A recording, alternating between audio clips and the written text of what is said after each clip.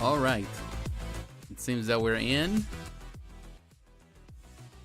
Yeah, it seems that we're in. All right, everybody, how you doing? Welcome to this live stream, this Friday live stream. Thank you very much for taking time, for your support, to being here with me. I appreciate it. Really cool. It's cool that we get the chance to really spend time together and to celebrate. I would say, collectibles, to celebrate the pop culture, to celebrate these things that are amazing. And I know right now it's, of course, there's so many channels. There's so many channels out there also doing live streams at the same hour. Other channels, great channels, of course. But I want to say thank you to those who take the time to come here with me and spend time and do this live stream. And we can talk about collectibles, very expansive world of collectibles. I want to say thank you I appreciate your time very, very much. And I want to say thank you to all. So I'm looking at everything. Want to make sure that everything is good here. Let me know if there's any problems with the screen. Double checking here. Everything is fine. I think everything is cool. Yeah, everything is good. So, but yeah, my friends, thank you very much. And thank you. Like last week, we didn't get a chance because I was on vacation. We finally got back. Of course, there's a lot of things to talk about. Although I want to make some changes now to the format. And I want to say welcome to everyone that is watching. And if you, as always, you're welcome to leave your comments so we can have engage in a conversation. Anything that you like today, anything that you want to share, anything, your opinion you want to share. Of course, we do it in a respectful way. But share your opinion. Let me know what you think about this stuff that we're talking about today. Of course, my opinion is not final. What I think, what I believe is not always the last word. And ultimately, is your opinion, is your collection, whatever you like, I may dislike, or whatever I dislike, you may like. So ultimately, it's always a matter of perspective. But don't forget, if you're watching this, to leave a like, to leave a comment, to let me know that you're watching. I definitely appreciate it. Your comments mean a lot here, of course, for the purpose of YouTube. And that way my channel can grow. I don't have the background today. I decided just to keep the background. This is the room. This is a very small room where I have all my stuff. Not everything, but I have a lot of stuff. And this is where I do my videos. That's the reason why you see the back screen. But, we're going to kind of give you an idea of this room. I have, of course, a desk downstairs. Also another kind of small space where I do stuff. But here I have a few items and I can show some of you. Right there in the background, I have my books. I have some collectibles that I have there, so stuff like that. And that old TV that I use for some of my more legacy video game systems that I use. Like old stuff, like a lot of the stuff. And downstairs, of course, I have the other consoles that I use the most of the time, or stuff like that. But in any case, I want to show you to kind of give you an idea. It's always a pain to have a lot of things available. A lot of stuff is downstairs. Some stuff, of course, is in storage, stuff like that. I normally switch things around here and there, but this is where we at. In any case, my friends, welcome today. Now, another thing that I want to mention is that in this new format that I want to work, I've been thinking about it because sometimes this become a marathon. Like sometimes it lasted like it's getting to the point it's going to be almost 4 hours of this live stream. So I want to simplify it. Hey, Agent 37, good afternoon. I want to simplify it. I don't want to be here more than 2 hours, to be honest with you, because of course it takes a toll. My back takes a toll to be sitting down for so long. After I'm spending almost all day in the office sitting down and come home just to sit down, it doesn't really work out for me so good. So I want to simplify things. The collectibles that I want to talk about, I don't want to cover everything like I've been doing lately. I want to cover some of the highlights. It doesn't mean that I'm just going to skip and stuff. There's a lot of stuff, for example, today, and it's because we have 2 weeks that I wasn't here last week. But in the case, I want to cover a lot of stuff that it really catches my attention. The stuff that I feel that, hey, you need to look at. It might not be your interest.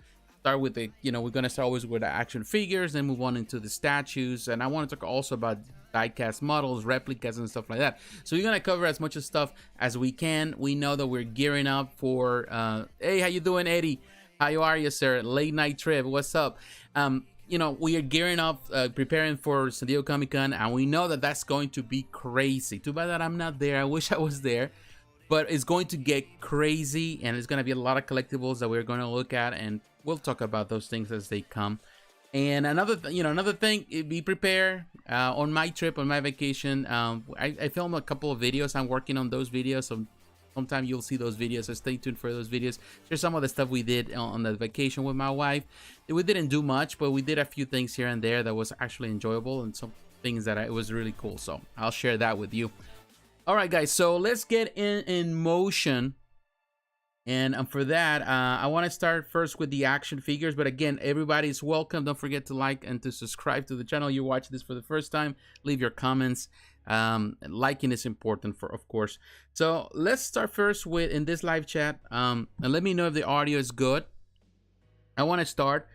Before I start, let me just kind of share with other of my other places that we're doing this live. If not, leave it alone. We'll share it another time. So, all right, so we'll skip it for now. In any case, trying to get here, and if I have any problems with the audio, let me know. AB Chan, how you doing, sir? Welcome. All right, so let's start first with the action figures, and for that I want to come first to Sideshow Collectibles, because I want to talk about a company that is, and let me give you the list of the stuff before we go any further. I want to talk about Threezero. Threezero always has action figures that I care much about. We're going to talk about Threezero. I want to talk about a studio that I've never talked before. Name is Iconiq Studio. They are producing they are producing action figures, and they have some Elvis Pressley action figures. They're available now at Sideshow. Very cool. If you're a Elvis Presley fan, you love Elvis, then definitely you're gonna love these figures. Hot Toys, of course, they always have releases every week. When I talk about another company, it's called Damn Toys. Damn Toys Collectibles. They release a lot of figures. People love this stuff. They release some stuff for Resident Evil stuff. They're available at Sideshow and other places, so we're gonna cover some of that. Queen Studios, InArt, of course, they released the Pennywise figure. They have different bundles, and we're going to cover some of that. Not everyone loves the stuff. That I think the price point is going to be something that we're going to talk about today. And when we go into the statues and props and replicas, I want to talk about Tomy toys. I took the previous video, I talked about Star Trek, the USS Enterprise replica by Tomy. Takara Tomy is known in Japan. And it was not the way they were doing their, they pretty much, trying to get all the pre-orders wasn't working, so they decided to extend it now more time until the 24th, if I'm not mistaken, of this month. So now there's a chance, and I'm really looking forward to this replica, and I want to cover more of that today. I want to talk about Darkside Collectibles. They released a Terminator 2 Aerial Hunter Killer maquette. I want to cover the stuff that they released in this week, and they have other surprises as well. We're going to cover what Tsume Art released recently. We're going to talk about Infinity Studio. We talk about Kotobukiya. They're releasing some interesting stuff. TriEagles Studio, Ryu Studio, Figurama, First for Figures, Ace Toys, Pure Arts. They just released a quarter scale statue for Resident Evil fans of Lady Dimitrescu. Piji Studio, Paladin Studio, Sideshow Collectibles. We're going to cover Miles Morales PF that was released this week, and a lot of people are happy for this Miles Morales. XM Studios, they have two releases that I want to talk about. I want to talk about the Dark Knight's Death Metal Robin King. I also want to talk about the Aphrodite IX statue. Amazing looking pieces. And ultimately, I want to talk about Prime1 Studio. I want to talk about the release of the Justice League Bat Tank. I also want to talk about Vampirella, who looks amazing. That is a really amazing design.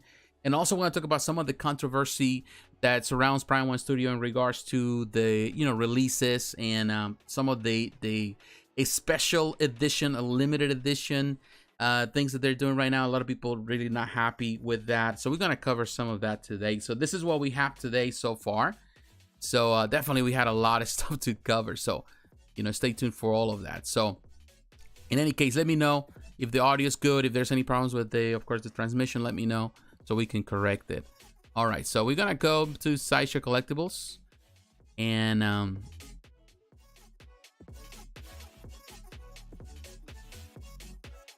all right, so we come into Sideshow Collectibles.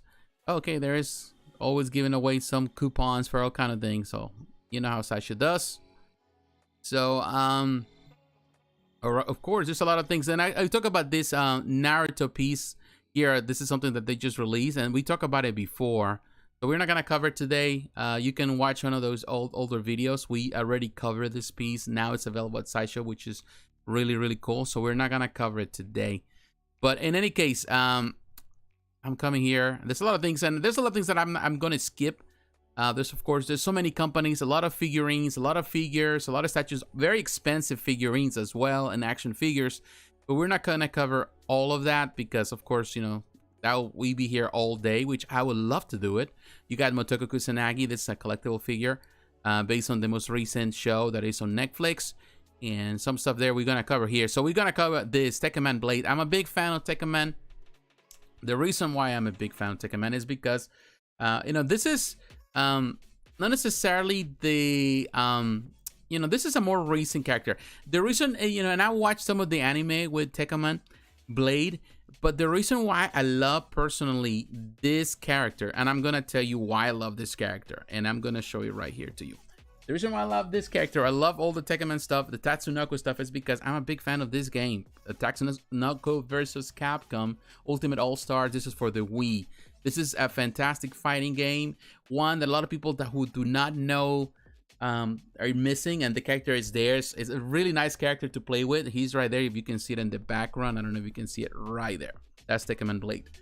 Love this game, man, I'm telling you. And I wish this came out back in 2009. I wish it was still playable, or there was a way that they can bring it back. Capcom can bring it back to any of the modern consoles. It's a fantastic. This was the basis for what Marvel vs. Capcom 3 would be. They use a lot of the same team that work on Marvel vs. Capcom work on this first, and a lot of those ideas that were introduced here, they move on there. So this is a fantastic game. I love this game. So I want to show it to you. That's why I love this, and that's the reason why I really like this figures.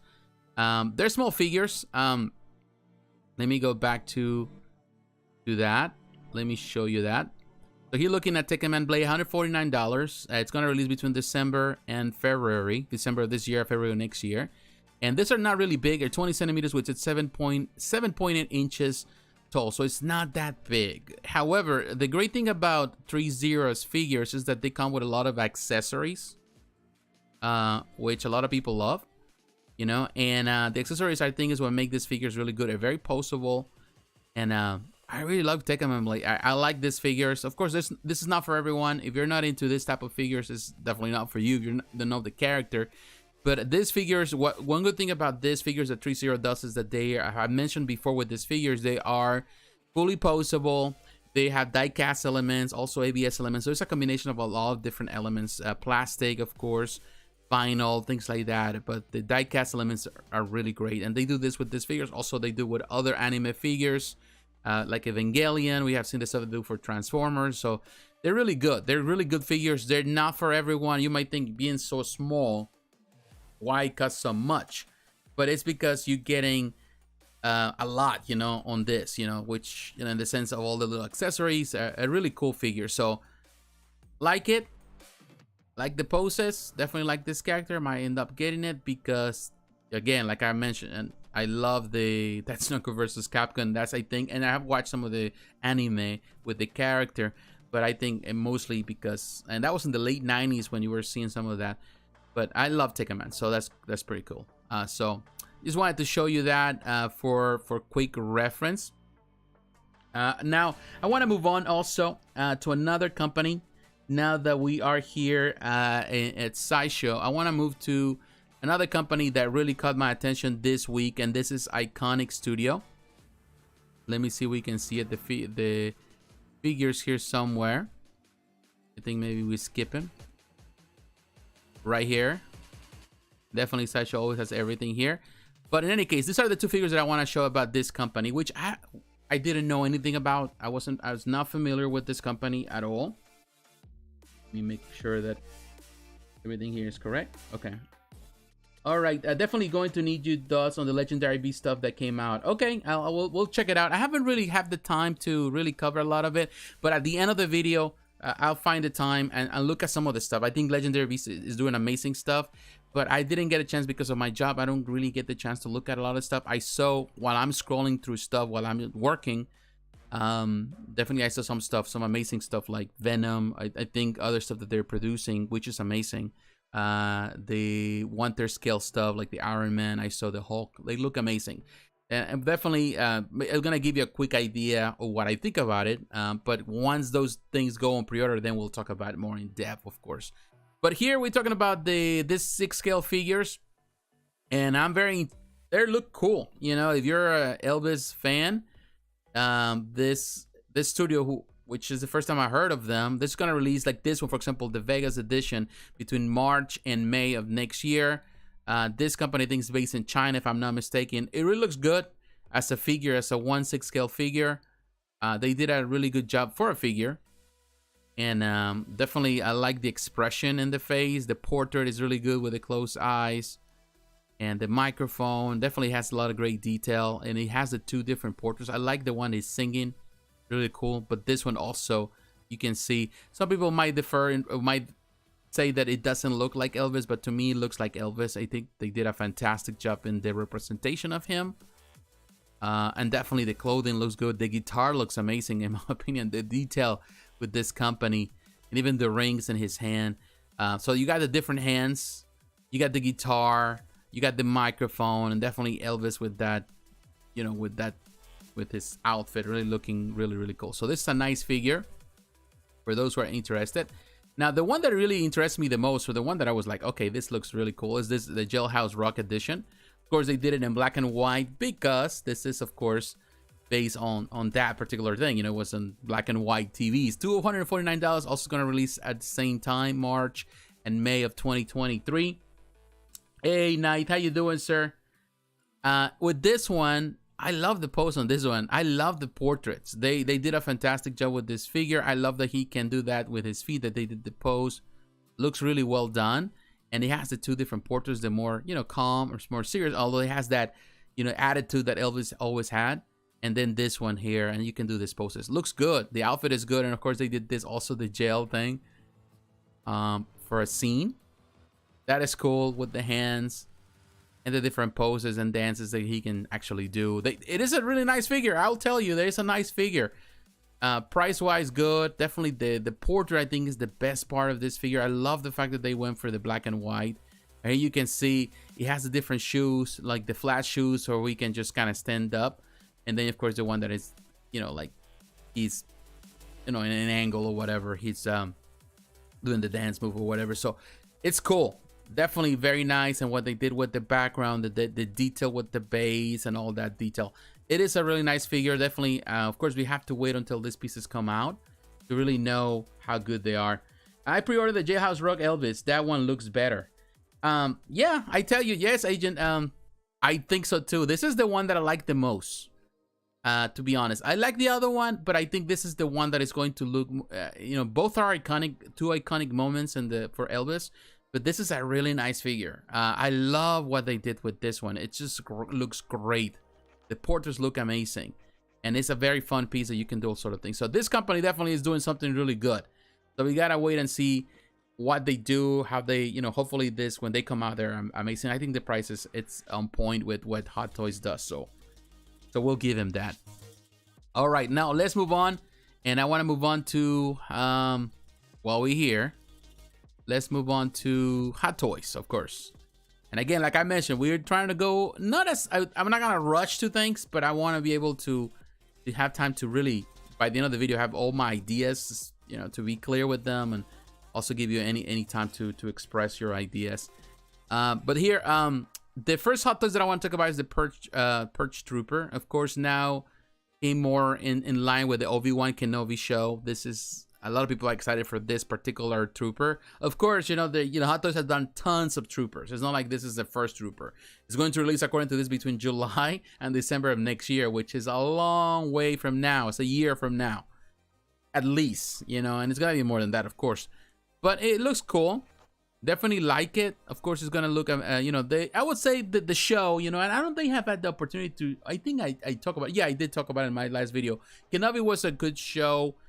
The final episode, I think, was the best. Everything that happened prior to it, the other episodes, I wasn't too crazy about him. But the last episode, the last 2, particularly the last one, was the best. So, you know, there was a couple things there that were set, you know, kind of giving more those ideas of some of these characters that we have seen in the comics and some all that and the different other shows. So seeing the Purge Troopers was good. And I think this is a pretty solid figure. Definitely for the completionists, for the people that they want this type of troopers and they collect troopers no matter what. And definitely there's going to be people that they're going to buy more than one. It looks really good. I think the design is really good with the weapons and all of that. So really not much to talk about it. It's another trooper to the long line of troopers. We know that when Hot Toys does this, they do an amazing job with these figures. There's no denying on that. There's not really like an extra thing going with this one. It's definitely everything that comes. The extra hands, the basic base, and definitely the details with the weapons and all of that. So it's, as you can see, it's just another standard. Different colors, different details, things like that. But it's technically the same thing that we have seen before. Now, I think the figure that I'm still like it's a nice figure, but in my mind I'm thinking like I feel bad of the figure. Part of me wants it, part of me doesn't want it, and it's because gotta be honest, I think the movie that this is attached to is not a good movie. That's the Neo for the Matrix Resurrections, which to me that was a big disappointment. You watch my review of this film, I was totally disappointed with this film. You know, like I felt that it was an opportunity for a strong comeback, and they just fail. You know, miserably they failed with this film. However, I love Keanu Reeves. And I love the fact that he has the long hair and he's representing. And I wish also we get to see a new Neo based on the original films, on the original trilogy, the first trilogy. I would love that. You know, it's cool with the long hair. Definitely the sculpt is perfect, spot on. You can see Keanu right there. This is a 2022 Toy Fair exclusive, of course, now available here. But it looks really good. It has the different things that you can do. Love the pose here. I love the detail with the hands and that. And of course, he can do sort of things. I don't know. Like, to be honest with you, I would love for them to redo another. What is that? I'm just thinking about the most recent movie with Keanu Reeves. Correct me or remind me of this. What is the movie? The most recent Keanu Reeves movie. Oh my gosh, John Wick. I would love for another John Wick. Of course, the John Wick that came out sold out so quickly. I think that you can still find them some places. We'll have to order from China. To some retailers over there that import here from, you know, Malaysia or Hong Kong, all that. But I love that one. But this one is cool. It doesn't have more accessories, not just the hands. That's the only thing. But I love the likeness with Keanu Reeves. I think the likeness is the best part of it. Of course, he has the different hands and some accessories you can do, and the effect with the, you know, like you can see the background, and he has the effect of the bullets and all that kind of stuff. But oh, you know, he has the pills too, and the glasses, and that's it. It's not a bad figure for sure. I love this figure. Nothing wrong with it. It just, you know, accessories are fine, but definitely with that effect where he's just stopping those bullets. That's really nice effect that you can replicate with this figure. So it is a nice figure, no doubt about it. Now, of course, we're still at Sideshow, and let me know here. It always says, I like the figure, but the movie was a major letdown. I would like an Agent Smith. Yeah, that was another thing. Now, talking about those things, now you mention it. One of the reasons why I was not a fan of the... Well, there were a lot of things that film did wrong, unfortunately. It did so many things wrong. It lost me. It didn't have the same impact of the original. Of course, you know, the way they promoted that film was amazing. Like, you know, like the promotion prior to it, like the interest. Nobody knew exactly what the movie was all about until you got to the movie theater and watch it. And it was like, whoa, you were blown away by the whole concepts that were presented at you. The next two movies I love, you know, but they were not as good as, of course, as the first one, you know, but there was so much hanging after so many years, the idea of bringing it back. And of course, I was thinking that Agent Smith it's a big part of the whole story, the two powers to be. And then, of course, you get someone else kind of playing a different version of, or they trying to explain it in a way that was just stupid. The film felt so, in my opinion, so rushed and so cheap. And like it got it felt like you know, something that was produced so many years ago. Even the effects weren't as good. Even the CGI wasn't that good. It was just a terrible mess. And I felt so bad and disappointed because I was hoping for a lot more, and it didn't work out. But you know, the figure is good, but at the same time, I don't think that the interest would be as high if the movie was excellent. If the movie was super good, then people will definitely be buying this figure. But it's gonna be for the hardcore fan, for the one that wants to have it all too, not for a person that feels invested with this film. They might feel invested with the Matrix, and I'm totally be invested. If they release an original Keanu Reeves, or original from the original films, I will definitely order that one right away. But this one, and as much as I like Keanu and he looks great and the figure looks great, I'm just not feel that connection. So yeah, so sorry, you know, sorry Hot Toys. I know that it's not your fault, but that was a big bummer. That was they shot themselves on the foot with that film. I'm sorry, that's what happened. All right, let's move on to another figure, and I'm going back here. Let's go back. All right, so we're gonna go to Queen Studios. Queen Studios. Maybe we can do it here. No, let's do it here. Instead of going here, I'm gonna go to Spec Fiction. And tonight we're gonna go to Spec Fiction. We're gonna look at some of the stuff. They have a lot of stuff they're releasing there, so we're gonna cover a lot of that stuff as much as we can. Here you have these figures. Pennywise. Pennywise. I gotta be honest with you, I'm not a fan of it. I was never really a fan of the original film. You know, I'm not a fan of the new film. You know, I haven't watched the new film. So, but I know there's a lot of people out there that love it. Now, of course, Queen Studios is getting into the game with InArt. They're getting into the game of the action figures, and a lot of people love that. You know, they're doing amazing. I will tell you, Joker, it looks amazing. Gandalf looks amazing. And, you know, out of the nowhere, they come out with it, which... fine, I can see why there were some people there. I was hoping for something different, and I'm sure that at some point we're gonna get that. Now, there's 3 different versions. My only concern with this figures is the price point. I feel that then, man, they're going too high. Yes, they're starting. Yes, they're doing amazing stuff, and I totally understand the price point on Joker. I understand the price point on Gandalf, but on Pennywise, $479, $500 for a figure, a 1/6 scale figure.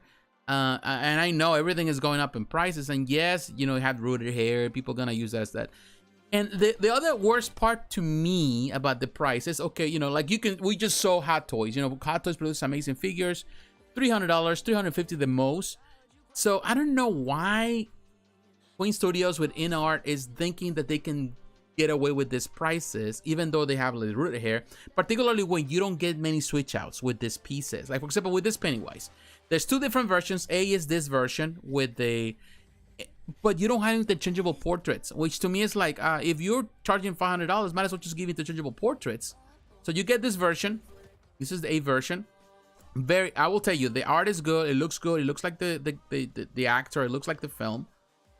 And it has the little base. I understand the base gives an extra. Cool. You know, you get an extra. You're getting $500 for that. But I still feel that it's just asking for too much. And yeah, the likeness is really good, and they use these nice pictures. And definitely the tailoring is good and all of that. I just feel that they're asking for too much. And they're really, not necessarily because they don't deserve it, because I do think they you know, once you produce something that is of good quality, you can demand price on it. But I think Queen Studios hasn't yet gotten to the point, because yeah, they did the, you know, those 2 previous pieces, but they haven't released anything yet. So people cannot really compare those pieces to say, oh wow, these are the ultimate thing, because they have something in hand. They can compare it to whatever, you know, Hot Toys does or any other company. So in my opinion, I feel that they are really eating too much at this point. I think the best part is to produce something, be fair with the price, release something that is amazing, blow people's minds, and then of course, hey, now you can come up with something different, and you can increase your prices, and people can justify it. I feel that they haven't gotten to that point yet. Now, the figure looks amazing. I just don't think the price is where it's supposed to be. However, the world is changing. I would say perhaps even at $399 would have been a much better price. People would feel more understanding. But you know, some people are gonna still pre-order it because it looks good. But you know, this is a prototype. So this is the first version. We look at the second version, which I think the A version is perhaps the one I like the most. Another $479. I think $79 too much. $80 too much. And yeah, this one comes with that. Definitely a scary face for sure. let's see right here. $1,500 for a Resident Evil Village quarter scale statue, so overpriced. We're gonna talk about it today too. Freddy Krueger would be cool versus Street Fighter Vega. Yeah. So it is cool, and you know, like in this case, B-chan, stay tuned. We're gonna talk about the Resident Evil, the statue from the Resident Evil Village. We're gonna talk about it at some point. But here you can see, yeah, it has the accessories. I'm okay with that, you know. But again, you know, like Queen Studios has released a lot of statues, amazing statues, but they haven't released any figures yet. And they're asking for $479 plus that you have to pay for shipping. So yeah, I that's what really, a lot of the action figure collectors are not used to these prices. Of course, I'm as a statue collector, I'm used to high prices, but action figure collectors, I'm not really used to, like, they complain when something goes over $350. They don't like it, but because they're not used to. So I think you had to ease yourself into a market that you're just the newcomer. You need to ease yourself instead of just dropping the prices just hard. I think that they're trying to follow the example of other companies that have come into the market. Like, for example, XM Studios did it. When they started, they came strong with their pricing, and even Prime1 Studio. But I think that is a different world, the statue world from the action figure world. So this is the other version. But the part what it really gets to me is that they couldn't come up with at least a version that you can interchange the portraits. That would be the better deal, in my opinion. Because technically what you're doing for the third version, technically this one, the deluxe... Actually, no. Yeah, you can do the interchangeable portraits. I'm sorry. My apologies. But you have to pay $599. So you're paying $600 if you want the deluxe edition with the two different portraits. That to me is like, man, you know, they're going too crazy. They shouldn't just stop this and actually make all of them at that price point. And I will go $599 if I was $599 if you give two bodies. That's just my opinion. If you give two bodies, you can even price it at $700 and you get two different figures. Because there's some collectors out there that would like to have the two different figures with two different portraits at this. You know, they would like to have two different figures at the same time. So this is technically this edition here with the Lux edition. As you're buying two, you get buying one, and you can have the interchangeable portraits. That's all it is. I think that's what it is. Let me double check, because if not, I'm wrong. Yeah, that's what it is. You get two different hands, 3 clown shoes. You get two different heads. The rooted head, skull, the classic hair, and you got the long hair. So that's all you're getting. You gotta pay $600. I'm still not feeling it. I just not feeling it. You know, it's cheaper. Still, you know, like if the other is $479, you're paying $125 more just for an extra portrait. I don't feel it. I just don't think it is the right thing for a 1/6 scale small head. Not necessarily a fan. Not necessarily a fan. So they need to rethink their strategy, Queen Studios, with this one. I'm not sure if it's going to sell out unless you're a big time, you know, fan of what, you know, this figures, and I can see it. But I don't necessarily see it that it's going to be the, you know, it's going to be as a hit as other figures. I would say even as Joker was. All right, let me read the comments here. I would like Agent Smith. Going back, Freddy Krueger agreed. Hey, Loops Vision, how you doing, sir? Thank you for stopping by. Rodames de la Cruz, who wouldn't want that in a dark room? Yeah, I would say that the figure is good. I'm not denying that they did an amazing job with that figure. I just feel that they asking for too much at this point.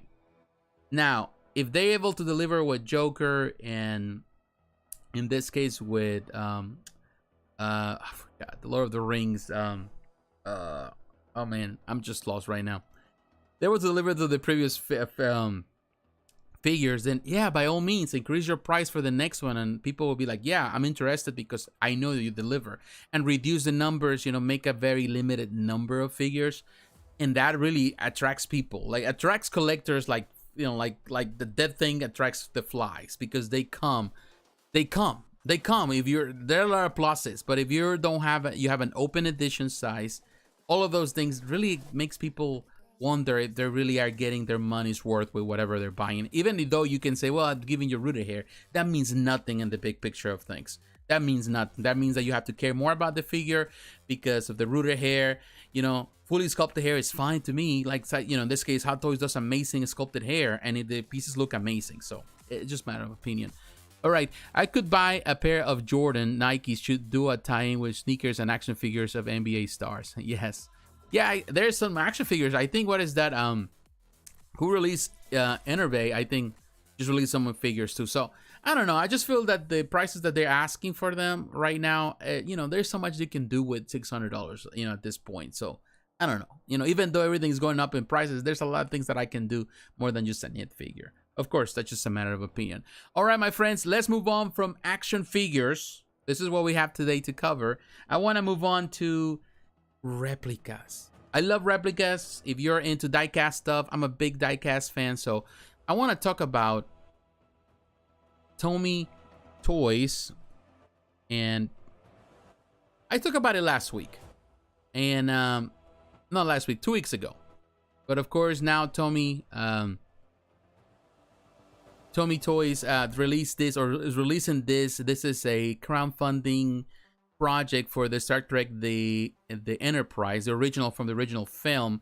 And I gotta be honest with you, a lot of people were not hoping for this to win, because I will tell you honestly, Tomy initially, when they started this project, they did it wrong.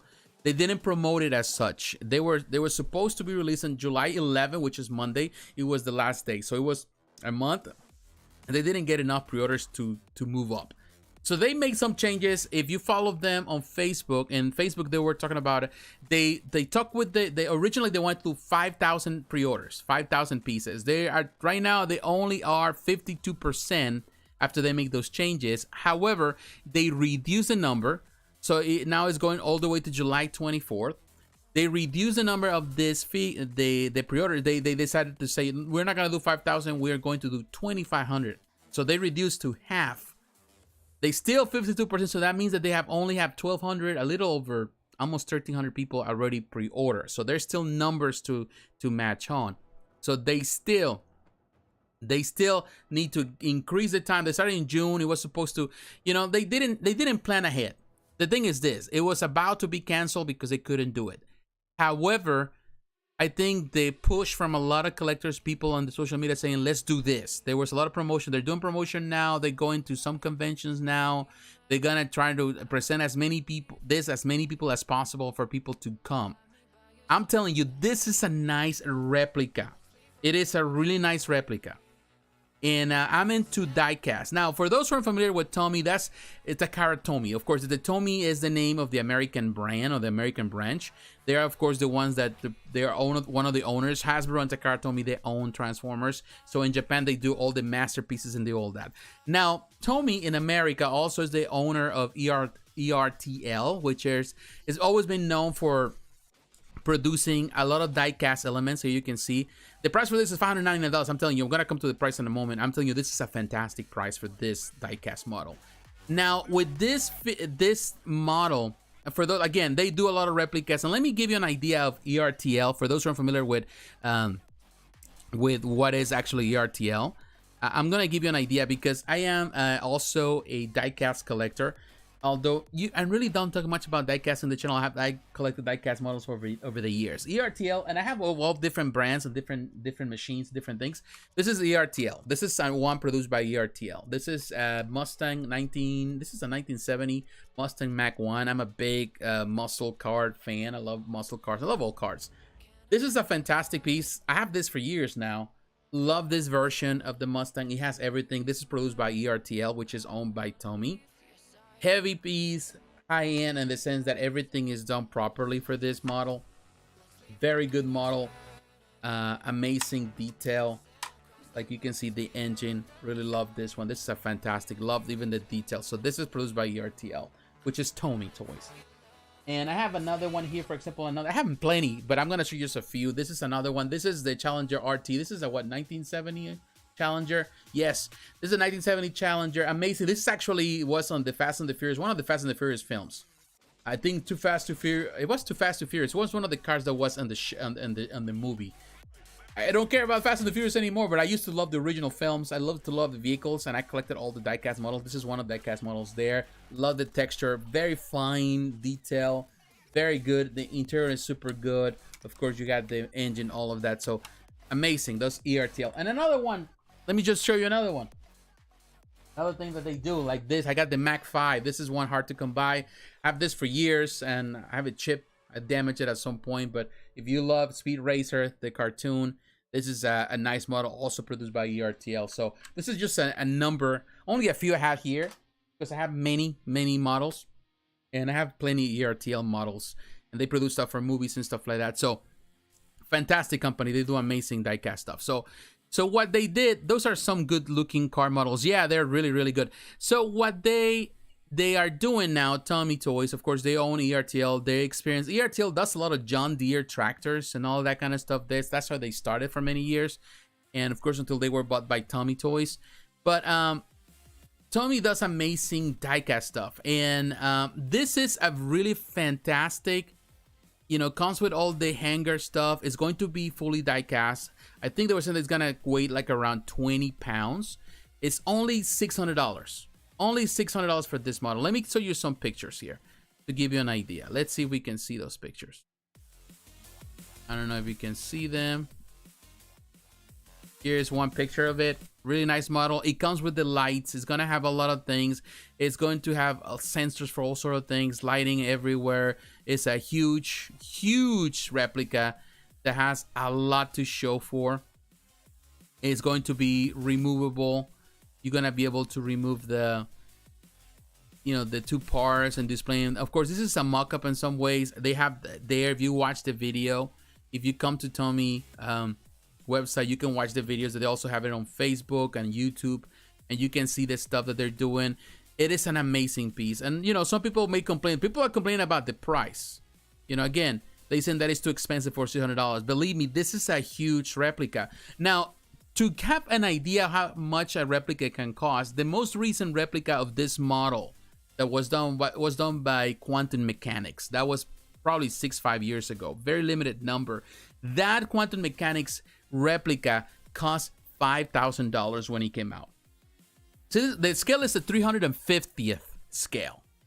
So it's 350. That's pretty, which is the standard for all these models that we have. There's another model that is just pure plastic that is 250, and it costs, I think, around the same price as this. You have to put it all together. You have to set up the lighting and all that. It looks amazing too.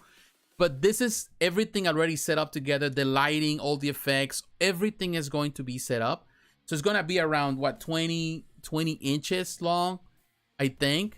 If I'm not mistaken, I might be wrong. We're gonna look at some of the numbers. Look at this one. So it's gonna have all these different effects. I love this one. 250. So the previous model that is just very similar to this one, the Quantum Mechanics, and that one cost $5,000. 6 years ago was showcased at San Diego Comic-Con, and it went only a few that were made. $5,000 for that model. Amazing looking model, but this, in my opinion, is better than that model. They did some improvements to this one. This is an exact replica to the one that they have in the Smithsonian. So it's the same replica they have there. So they did pretty much the same thing, the same concept. $600 for something that you, like 5-6 years ago, was $5,000. Now, before that, you have the master replicas. The master replicas, when it came out, even longer than that, 8, 9, 10 years ago, that was $1,200 when it came out. So believe me, when we're talking about the $600, this is affordable, and they're not going to produce it. They're saying this is it. Once they do it, they're not coming back to it. Here you can see maybe a video here, the scale with these two gentlemen sitting right there to different models that they have. This is the stuff, the ERTL's models that they use.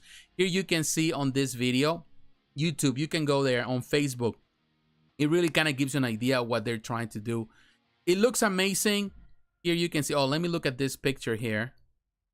So 32.5 inches long. So it's going to be a really long model for only $600. Other companies are charging you a lot more. You will pay thousands of dollars for another model.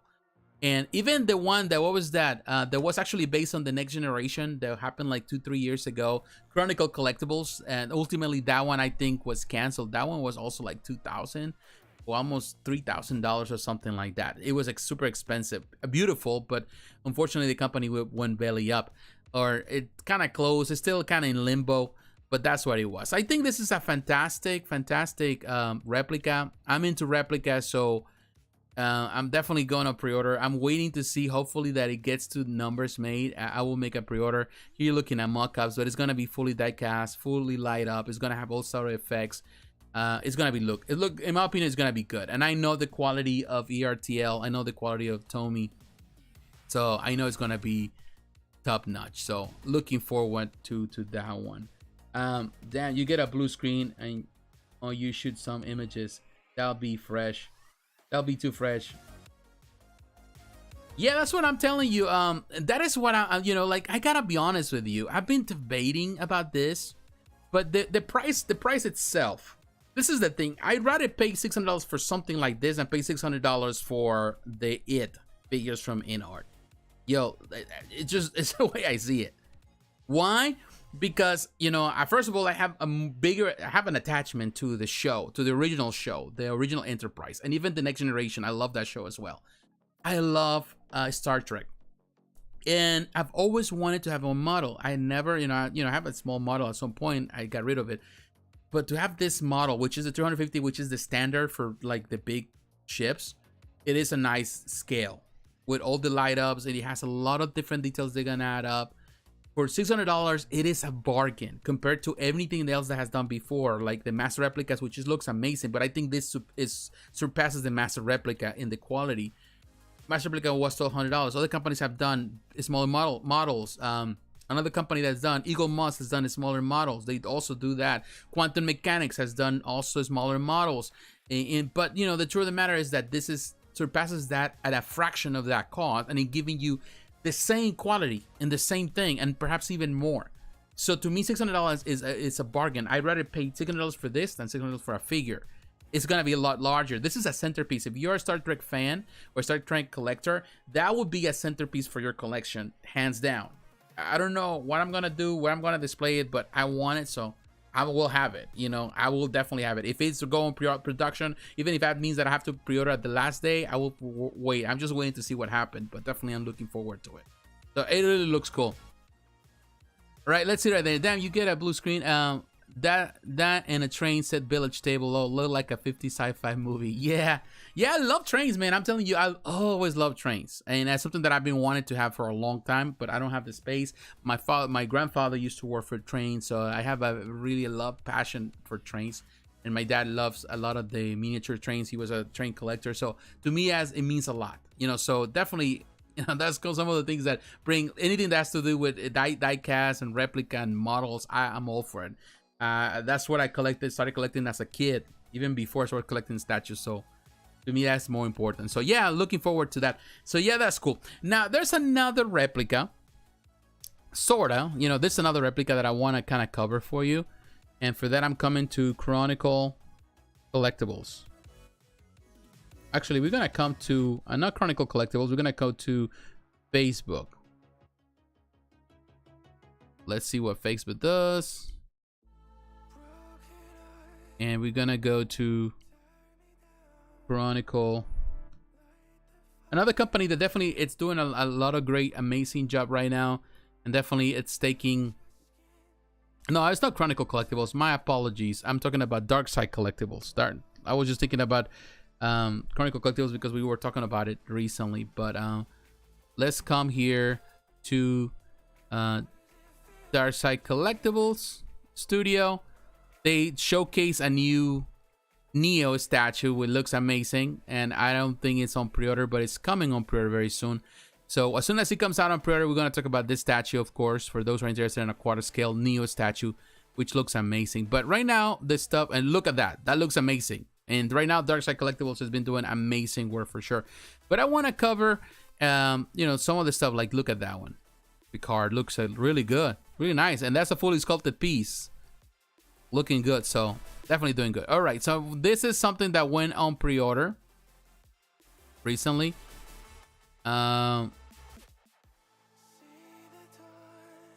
Is it on the product page? Okay, let's look at this one first. Right there, Darkside Collectibles. This kind of look good. This is for the European. I think it's only for the European, but this is another replica. This is the Aerial Hunter Killer Terminator 2 Judgment Day 30th Anniversary maquette, and it has the light ups. Let's go to Darkside Collectibles here. I don't think there is more detail there. Let's go to their website and see what it says and the details on the scale. Definitely there. Darkside is another company like Select Country. Let's see USA. All right, so let's see what it says. Right there. Now, I want to look at the details because I haven't really seen this. Okay, this one is expensive. It is expensive. But Darkside, you know, of course, that. Anything that has to do with Terminator, always expensive. It always has that. Okay, we don't need this, so we close that. $1,500 is going to release on June of 2023. You can set a payment plan there on the pre-order, and it tells you where you can do it. Now, the scales of the numbers here, you're talking about 60 centimeters, which is 23.62 inches in length. 47, so it's not as long as the Enterprise, but kind of get an idea. Is the width is it's 18.51 and 42 centimeters, which is 16.54 inches is the height. So it does have a height, it does have a length. It's not super huge, but if you're really into it, it's kind of cool. They don't have an edition size for this yet. This is going to be made out of polystone, ABS, polyurethane, and other materials. So it's going to be a mixed media type of thing. But it has LiDAR features, rotable plasma cannons, rotable turbine engines, highly detailed miniature endoskeletons, rotatable landing gear. So it has everything you can see. Now let's see if we can look at these pictures here. Look at the detail. I love the light ups there, and I think they kind of blink too and all that. It's really cool as a maquette. I love little small maquettes, little dioramas. It's really cool. Definitely, that's a very interesting concept. It is expensive, and I totally understand it's not for everyone. Not for everyone. I'm not justifying the price. I find it pricey myself, but I know this market, that anything that's to do with Terminator, RoboCop, all those markets, they tend to always the price that they gather, or the prices that the companies ask, is always high.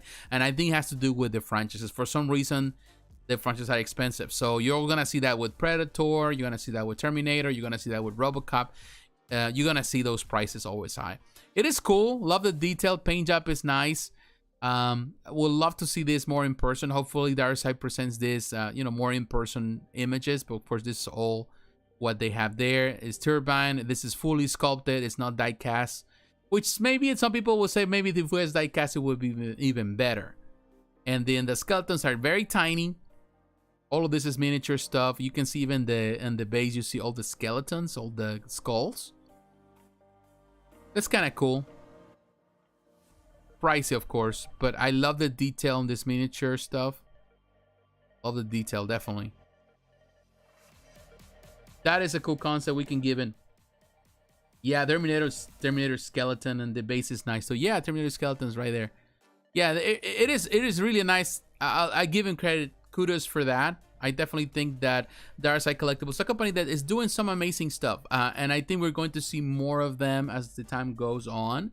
We're gonna see a lot more from them, and that is, in my opinion, that is cool. It's always cool when we get to see companies trying new things, and I love that. I love that. All right, guys. All right, let me while we're doing this, let me take a quick break. I need a bathroom break very quick, because I didn't take it when I was in. I was like, man, I need to get this done, and I forgot to go to the restroom. So let me go there very quick. Just give me a minute. We come back, and when we come back, we're gonna start now going into the statues. And I have, we're gonna start with the smaller stuff, 1/7, 1/6. There's a lot of stuff. There's a lot of anime stuff, manga stuff, statues that look amazing, and we're gonna cover as much as we can. So give me just a moment.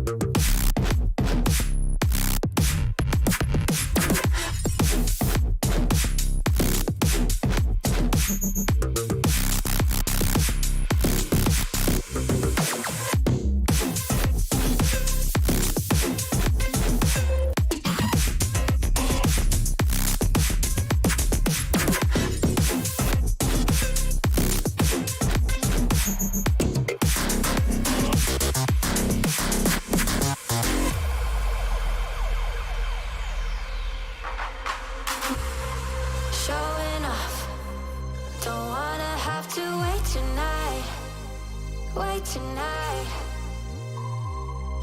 Better off. I'm gonna find my way tonight. Way tonight. Won't you talk to me? I wanna heal your sorrows. Talk to me. We'll make a new tomorrow. Talk to me. One night to find the answer. Talk to me. What makes this heart beat faster?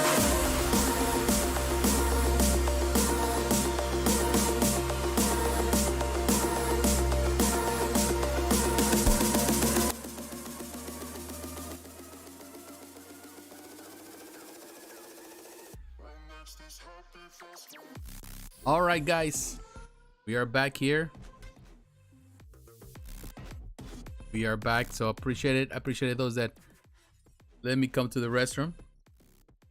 Let me know if the music is too loud. Let me know. We'll adjust it. In any case, thank you everyone that is watching this. I appreciate it. If you're here, you love the content of this channel, don't forget to leave a like. Just leave a like. That helps me a lot. That helps this channel to have more exposure, recommendations on YouTube, all that. Just leave a like. Anything you like of what I'm talking about here, just leave your comments. We'll cover as much as we can. And definitely appreciate it. I appreciate your support. Anything is, you're welcome. Definitely, you can follow me on Facebook, Instagram, Twitter. The links are down below in the description. Also consider supporting the channel financially through Patreon or even through Super Chat. You can also help with that. Anything is invested into the channel. All right, my friends, let's get into it. Talking about statues. And I want to talk about, let's go first to Tsume Art. I want to talk about Tsume Art. This company always blows my mind. Talking about European companies, I think Tsume Art, it's in a place where it has such gathering. Like, people love what Tsume does, that no matter what, people are going to, they're going to order Tsume Art. You know, they're going to order the stuff. You know, like it's to the point where like they do have a cloud of people. You know, like people care so much about their products, and they just are willing to pay the price. And to me, this one, Guy Maito, I think that's the name. Let me see if we can find it there. Last products, those are not the products. And one thing I will tell you, they need to improve their website. You know, that's perhaps the only thing that I dislike about this stuff, is that their website is not that great. Okay, so let's see right there. This is, now it's on the wait list. Now this is a 1.7, I think, or 1.8. Of course, if you are a fan of Naruto Shippuden, then definitely you're gonna love this one. This, of course, it was priced at $682.91. You can still find this as Spec Fiction. Like, if I've come to Spec Fiction, just to give you an idea, they have it there. You know, there are other options. There's some stores that they may carry this. They carry this. I think it's here, Spec. Let me look here. Yeah, right here. You have it at Spec Fiction. It's $149. It's going to release, according to this, between, you know, first quarter of 2024. You know, it looks amazing. You know, this is the thing. What I will tell you about what I really admire about this company is how amazing the concepts that they produce are there. You know, it comes with LEDs, and look at the water effect. That's something that, when it comes about these mixed media pieces from Tsume Art, it is really amazing how they're able to bring the art together in a way that feels concentrated, but it feels elegant. I think that's some of the problem with a lot of the other companies that I noticed, and some companies, is that they make everything so full of so much stuff. And sometimes everything kind of feels lost because there's so much detail. But Tsume is really good at simplifying things in a way where you can see the character in full motion or with showcasing the power. But at the same time, it's the center, the focal point is the character, and not necessarily everything that is happening within the base. And I feel that this happened here. Like, he is the focal point. And yes, you see the big white tiger in the back, and you see the light up and the water effects, and everything looks so super cool. But he is the central point. So this is definitely an amazing artist that they understand the art, they understand what people want. You can see without the LED and with the LED. So it depends on the artist. Ultimately, it's the artist. Love the concept. I'm totally not necessarily crazy. I would say a Naruto Shippuden. I don't collect Naruto Shippuden stuff, but I will tell you, looking at this, I can give credit to the artists involved here, because they did an amazing job. And maybe we can, in a moment, we're gonna look and see who is the artist. But it looks really cool. I love the water effect. I think that's the best part of this one, in my opinion. It's just the water effect looks really, really awesome. You know, like, and that's something that I love what they do with the clear resin, and also because they also use a lot of PVC stuff to create some of the effects. They're true mixed media pieces, but they're amazing. And definitely Tsume has a follow-up and a following because they definitely know how to take care of these things, you know, do these pieces amazingly. Look at this with the white tiger, definitely with the light up feature, looks really cool. The detail also there. I think this light up as well with the character. The flames, the green flames. That is really, really cool. So that's a nice piece. Here's without the lighting or anything like that, or there's some lighting. That looks really, really good. Now let me see if we can see some of the information here. Of course, it's resin, PVC, and magnets, has the LED. So how all of this is going to be 1,800 pieces sold out. Of course, some of them they went to different retailers, all of that. So let me see if we can see the artist direction, the art concept. It's the painter was the Tsume team. So it doesn't say who is the artist designer, but it was the guys at Tsume, people under the payroll. They did an amazing job. So it looks amazing. Now, I'm not denying it. This is a really nice piece if you're a big fan of that Tsume art.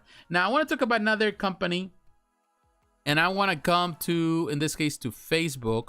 I want to talk about Infinity Studio. This is not yet available at Sideshow, this piece that I want to cover. But I want to talk about Infinity Studio because they also released another piece. If you are a fan of One Piece, you know, who is not a fan of One Piece now? Okay, so we're talking about Infinity Studio right there. Infinity Studio just released this. This is a huge piece. I'm telling you, it's a huge piece. Of course, they have other things like final products. The unicorn statue that looks amazing if you love unicorns and stuff like that.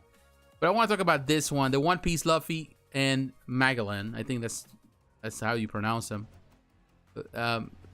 This is a huge piece. Let me see if we can look at the details first. So I tell you how this is huge. Now, this is one that it can get lost, you know, because there's so much stuff going on. And this is one that people will say, well, that's too much there. But it's of course, this is based on the episode 435, Luffy first battle with Magellan in order to rescue Ace. Here, it's of course, it's a battle diorama in some ways. Let me see the dimensions. It's gonna be released. There's 499 units. Product dimensions, the height is 55 centimeters. Pretty high. It's not really necessarily, I would say that it's within the 1/8 perhaps, even less standard scale. It's not super huge. So at 55 centimeters, it's half a meter. So it's not necessarily super huge. It's a diorama. 45 centimeters the width and 53 centimeters, that's the length. Now, you can order this. It's not available. I didn't see it at, in this case, Expect Fiction. But you can go and order at Big Bad Toy Store this. And probably they'll end up there at some point. I'm not sure if it's going to end up at Sideshow. But I love the detail, though. I love the detail. You can see Luffy right there. It is a really huge piece. However, there's so much stuff going on this piece that you might find it a bit, you know, busy. And that's the difference when I'm comparing this with what Tsume does. However, I did love what they're trying to achieve, trying to make a scene, a battle scene. But unfortunately, on this piece, you're going to see Luffy just sitting there. You're not going to see his face because he's down. So a different angle. This type of piece that definitely looks better. Hey, hi, Brian. How you doing? Hey, I think that the best thing would be like to have like one of those lazy Susan, make a nice lazy Susans where the piece is moving so you can see at different angles, because I think that's the only way that's gonna work. It looks great. The detail is great. It has the clear resin. Also, the same thing has you know, PVC, ABS, all of those things. Now here you can see, because they're looking down, definitely is gonna be kind of tricky to display. I wish it was a different angle, or the pose was different, or maybe because he's looking down, it's not necessarily a big piece. But definitely the detail is there, even on the small Luffy. It looks really, really good. But yeah, it can be busy. It can be busy. But Infinity Studio does amazing work. And I do know that the quality is going to be good. Definitely the quality is good. I just feel that the pose should have been changed to be more appealing and less like he's looking down and you cannot really see his face. You cannot see his face and you cannot see Luffy's face either. So definitely that needs maybe some rearrangement. But at this point, I'm not sure that they're going to do that. And some people love it though. Some people like it. So definitely it's going to have some people buying it. 499 pieces definitely is very limited in comparison to other pieces that Infinity produces. Well, Infinity always produces pieces that are really limited in number. Okay, so I want to show you that. Now, price-wise, it doesn't really say. I don't see it here. Let me see if we can see it at Big Bad Toy Store. We will know for sure.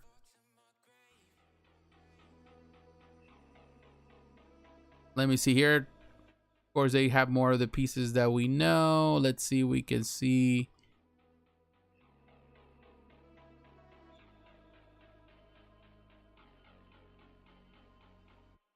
All right, let's do Infinity Studio.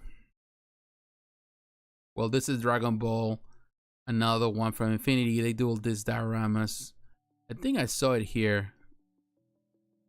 Bit selling. Okay, let's do new and popular. All right, there. They had it. It's $1,000 for this. $1,099, $1,100. And it's fine. You know, 21 inches. That's actually the pretty much the height, 55 centimeters. So it's not really that tall. It's taller in some way. Will be like something like this, but it's not super tall.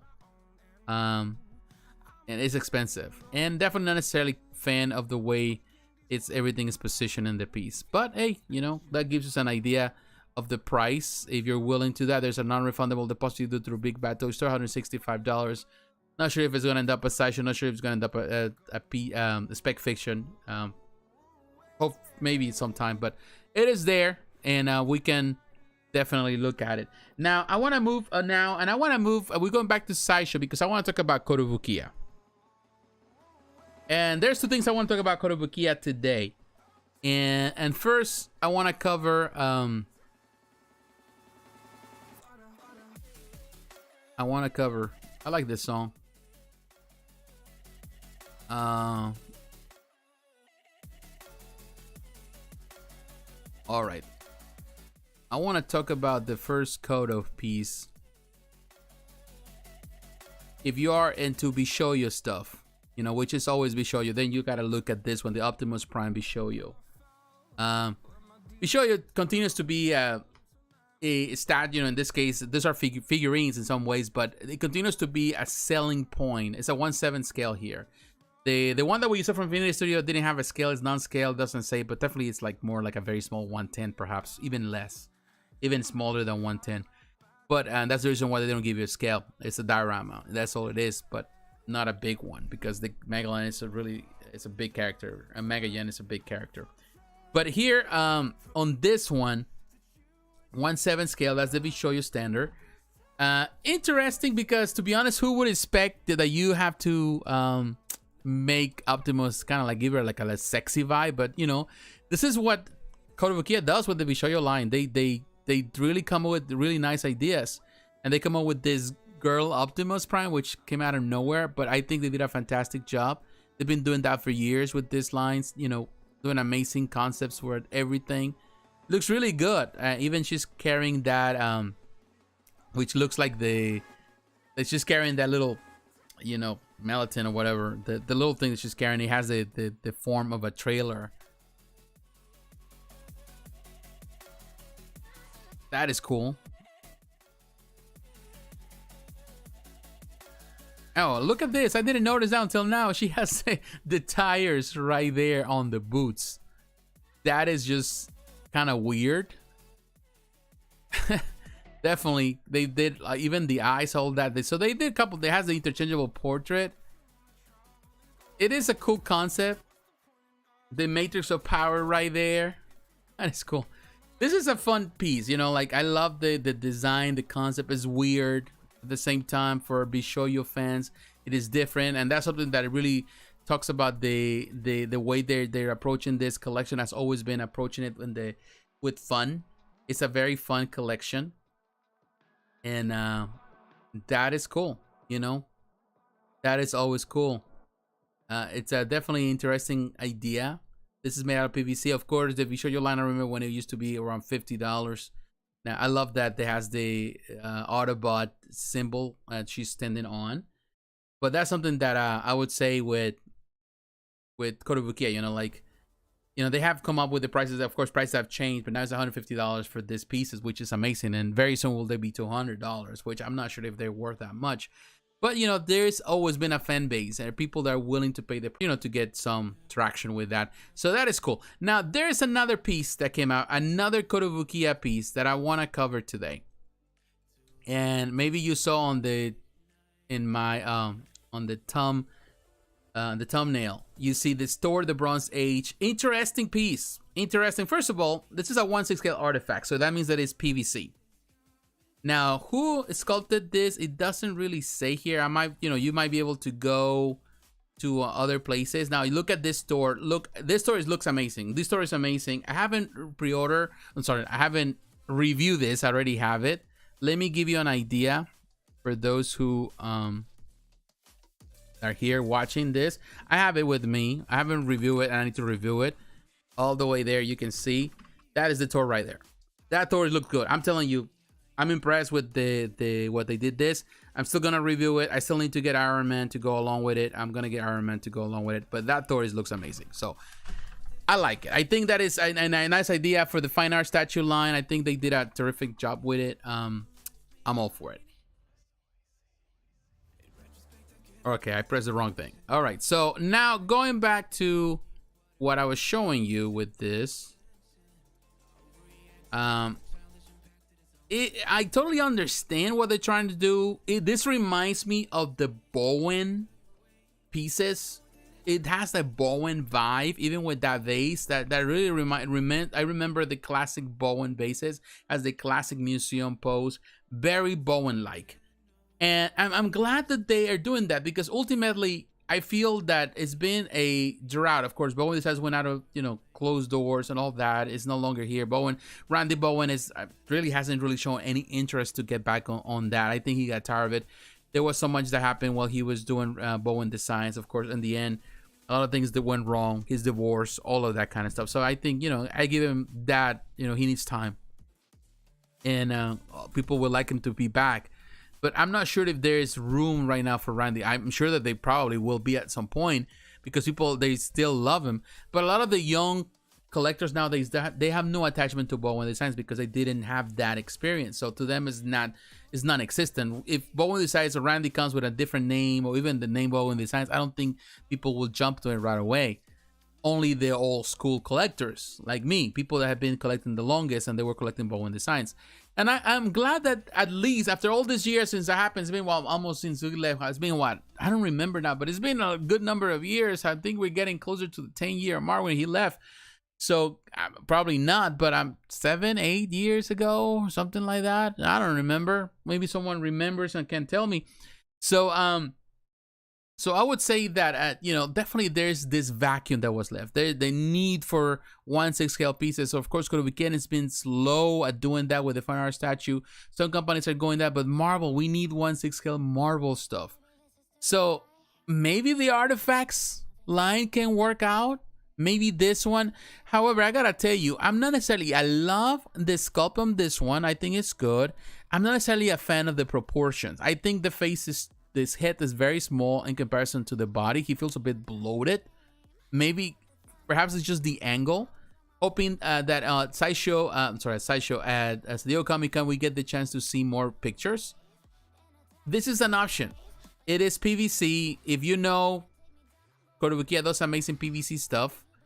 In the ARTFX line, they always have some heft and weight. So there is an option for this to be very good. But hopefully Kotobukiya expand this and grows on this option and are able to produce more pieces. I'm not necessarily a fan of the sculpt, particularly the head, the portrait. I feel that the body's too big and the head is too small in proportion with the body. There is some potential, but I will tell you, if I have to go right now with the 1/6 scale, what the stuff they're doing, I'd rather go for that. That's the dynamic piece that they produce, which I think is phenomenal. I think it's good. I'm gonna review it when I get the chance. I'll review it for you. But it's good to see something. At least they're going for the museum pose on this one. I love this angle of this piece at certain angles. Perhaps he looks bloated. Perhaps it's just a trick with the photos. In person, maybe doesn't look as that, but it is potential. There is always that potential for something to be good. Again, it reminds me of the Bowen designs, but the Bowen designs, even the Bowen designs was better than this one. I think the pose. And you know I'm a big fan of Thor. I have reviewed on this channel many 1/6 scale Thors. From Bowen Designs, and of course Kotobukiya, the previous book Kotobukiya by Eric Sosa. So I know Thors, I know Thors. When the 1/6 scale, I know Thors, but this has potential, and I'm glad that Kotobukiya is taking that. It's taken them years to get to this place, but definitely there is a market. Hopefully they can grow with it and they go for the classic outfits, and maybe they can start doing what Bowen Designs did at some point and going into different routes and also offer other alternatives. But only time can tell with the history of Kotobukiya. I don't believe it. I don't believe that they can get to the same place that the Bowen did. But hey, you never know. I've been proven wrong before, so that's something that I want to kind of share with that. So the option is there. We can say that. All right, my friends, let's move on. We still have some plate companies to go, and I want to come to actually I want to come to Spec Fiction. Because I want to talk about some of the companies that are Spec Fiction here. Some of the stuff that they are producing on the 1/6 scale. And I want to talk about, first, we're going to talk about the Ryu Studio. Actually, no. Well, we're going to talk about Ryu Studio. We're going to talk about this piece. This is the One Piece Sir Crodile 1/6 scale statue. $745. This is going to release in the first quarter of 2023. It's, again, this type of pieces. They have a mixed media, so they have polystone, ABS, PVC. The artist here is Miguel Angel Lopez. This artist did an amazing job. I will tell you, Miguel Angel did a fantastic job. The edition size for this piece is 500 pieces. This piece looks really good. I love the detail, what he did with the base, the story that he's telling with the base. I love the pose that he has. At this angle, you can see it's a very nicely, well done, well executed piece. And looks really, really cool. They did a fantastic job. Love the smoke coming out of his cigar. It's really a nice piece. Definitely, this company, Ryu, whatever, how you want to call it, Ryu Studio. I think the price is high, though, but this company, of course, does a lot of stuff, has done a lot of statues, really amazing stuff that they have produced. For Naruto, for also statues they have produced for Dragon Ball. So they have done, fair share of statues, a really amazing One Piece stuff. They Bleach. So they're doing some amazing stuff. So I will tell you, this is really a nice addition. And definitely, if you're a 1/6 scale collectors that they collect the, the 1/6 scale Naruto stuff, definitely they can look at this piece. But definitely price is up there. It's up there, but this is a normal price within this the anime statue collector. So it looks good, though. I'm not denying that. Now, another company that I want to talk about here while we're here at Spec Fiction. We're moving up to what is it that we need? Oh, right here, TriEagles Itachi statue. This is for definitely for fans of Naruto, if I'm not mistaken. Yeah, this is another Naruto. No, the one that we saw was a One Piece. Now this is I'm totally lost. This is Naruto Itachi statue, $439. I think it's a fair price. Let's see, we have information in regards to the artist. It doesn't say, but I really like what TriEagles did here. I think it's a very simple depiction of the character, but it's well done. Love the ravens that he is displaying. It's a simple piece. It's not as complicated. It's not the base is not as big as the, in this case, the one we just saw from Ryu Studio, but I think it's really, really cool. And looking at the notes here, okay. So I think it's simple, but it's a really nice approach to the character. Also, it has this background that you can add up with this. It's really cool with the light-up feature, if I'm not mistaken. Looks really cool. I love the way they did it with this one. It looks like a paint, like he's coming on 3D. It's like a 3D representation of a paint. or you know, like an art print that he's coming through the art print. I like that. It definitely looks really fantastic. They did a really nice job with that representation. So this is another one. I think TriEagles is doing this representations like that in other pieces. I think we have seen a few like that. I love what they do, these representations in the background. They have done that with the stuff they produce with other pieces that we have talked about here before. So definitely this company does an amazing job. I love the TriEagles stuff. I love the female characters. I love the way they do the female characters. Really amazing stuff from this company. Now moving on, also here on Spec Fiction, I'm gonna move to another company, and in this case we're gonna come to Figurama. I think they have it here. Yes, right here. They had two pieces for Shaman King, which is an anime that I do not know, but I know that it's gaining traction. I've seen more and more of it. So Figurama, which they do amazing work. They release in two different versions of this diorama, two different dioramas for this Shaman King. This is the Joe Elite Fusion 1/6 scale, $799. Let's see if we have information about the artist. The concept artist, which is the designer, is Daniel Camarudin. And the 3D artist is sculptor is Carlos Cruz. The painter is Ryu Studio. But when you look at this piece, definitely it's a very interesting concept. Figurama does amazing pieces. I love the detail on this one. You know, this is supposed to kind of like have a battle action with the other pieces. So technically you have to purchase two, Hao versus Ya, which is interesting concept. And of course, you know, I know like the one that is produced, which I think is going to be a 1/6 scale. I think it's a 1/6 or quarter scale that's going to be produced by Prime1 Studio. Looks amazing. I think it looks better than this, in my opinion. But this is not bad at all. I think the concept of the battle is really good in these two pieces. But it's going to be a very expensive display, you know, because this is $800. And if you purchase the other one, you're technically going to be paying $1,600 for this other piece. But in any case, I found it interesting. In some way a bit busy. It feels busy. Some things get lost on the effects, and perhaps it's just the background. They just have a clear background, because that background really kind of blends everything. I think this is a picture that was taken in some type of event, maybe a convention. But you know, for those who are fans of Shaman King, definitely they can look at this collectibles and hey, maybe that's for them. But yeah, both of them, it's gonna cost you $1,600 plus shipping, so not necessarily the best deal ever, but you know, you get the idea. All right, let me take a water break. If you have any comments, don't forget my friends, like the video if you're watching this. And if you have forgotten, leave a like, leave a comment. Let me know you're there, you're watching, and I thank you for your support. Thank you for spending time with me tonight. All right, let me drink this a little bit for my stomach.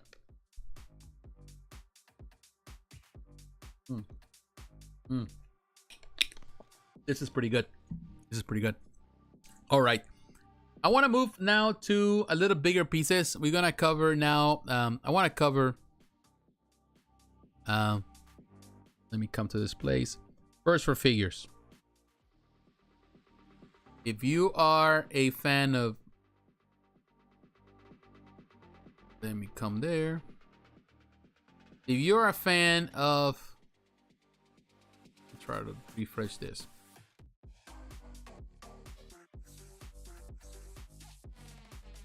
Trying to get this. Okay. Crash Team Racing, Nitro Fuel, Crashing Car,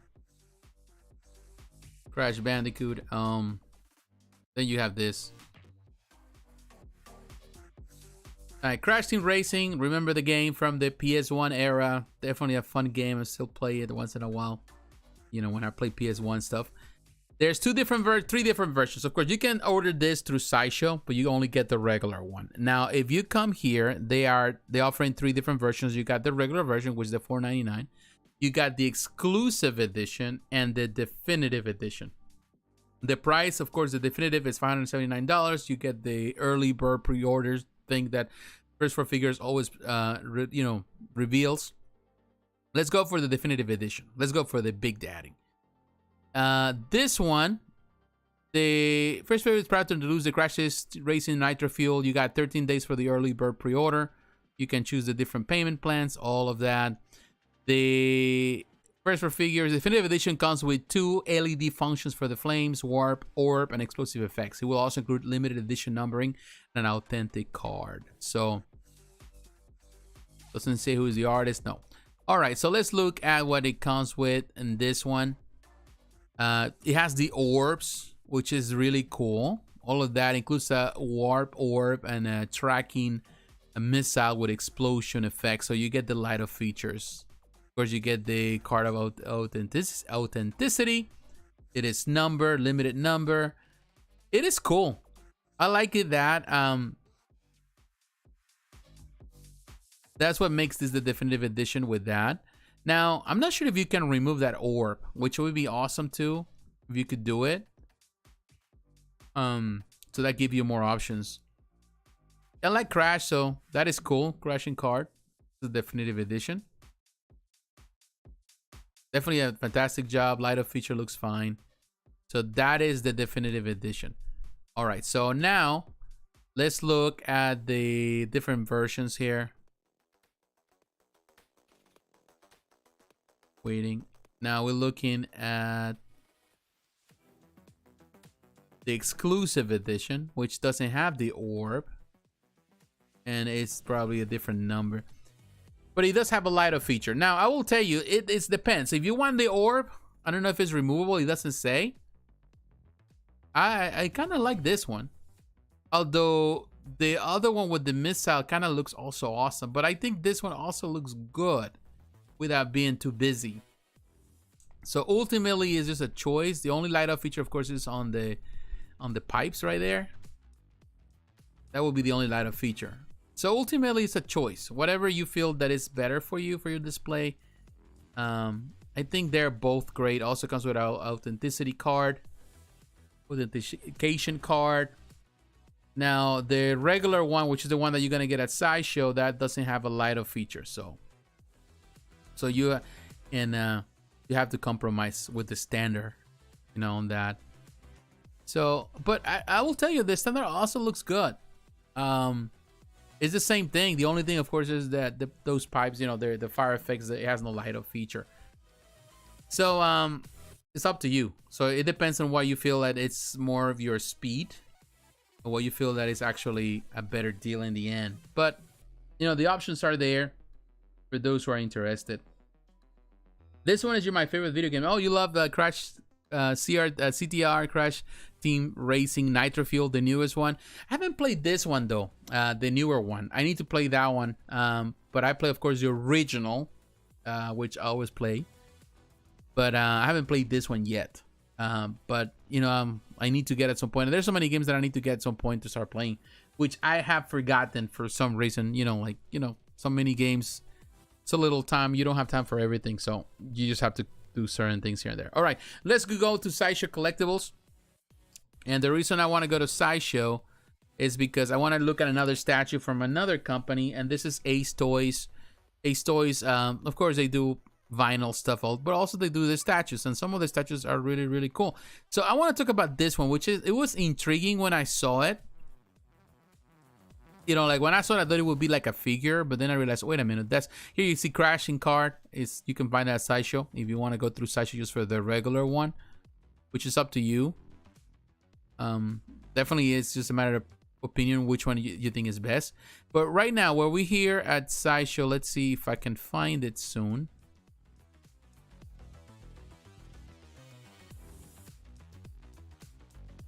There's a lot of things here. Like, oh, look at the Jungle Hunter Predators that are now available here. So, right there. Look at James Dean. This is a deluxe version for... There are two different versions from Star Ace Toys. Star Ace Toys produce... Let me look at... Here, hold on. Alright, Star Ace produced this one, which is this James Dean statue as a quarter scale, which came out of nowhere. They have two different versions. They have a collector's edition and the deluxe version. Now, the collector's edition is Doesn't have, I think, an edition size. The deluxe version is limited to 400. So I'm not sure if Collector's Edition is gonna have a number depending on pre-orders. But $584 has a light up lamp. I think that's what it does. Also has an interchangeable wall. Really cool. I don't necessarily feel that this is for everyone, but definitely fans of James Dean can see the appeal of this statue. Looks interesting. And definitely they did a good job with the paint job, even on the weathering of his jeans or his pants. That looks pretty cool. So there's not many pictures, but they kind of give you an idea of what they have. I think it's a bit pricey for what they're asking for. I don't know how many people out there are big fans of James Dean. You know, he's an iconic actor. He was an iconic persona for sure. But and the likeness, I wouldn't say it's 100%. I think it's more like 90, 92, 95% if. And but that's about it. You know, like I just find it a bit pricey. But you know, he has. It's funny that he says shoes. Does he have actual shoes? Or just say, oh, it has shoes? Like I'm sure he has shoes. Has to be sculpted, unless they're making it like made out of real material shoes. That's kind of dumb just to say, oh, it has shoes. What does that mean? You're like, they're not like special shoes. So that's stupid. That was just definitely a stupid way to promote it. But in any case, it looks cool. It looks really cool. Not necessarily like, oh my god, the best thing ever. But it looks really, yeah, James Dean rocks. Yeah, he does. But it looks good. Yeah, definitely. I think it's not a bad statue. Definitely we can point the good things here. Now let's come. We point out something, and there was another piece that we talk about. That's Pure Arts, and this is available at Sideshow. And I don't know if it's a Sideshow yet, but I know it's a Spec Fiction. But we're gonna talk about Pure Arts. Now we're gonna talk about Pure Arts because they just released today this Lady Dimitrescu, a quarter scale statue. The Resident Evil, this is 100 exclusive editions. This is the ones that are only available through Pure Arts. Now, because the character in the video game is large, that means that she is going to be really, really large. Now here you can see, maybe we can see the pictures here.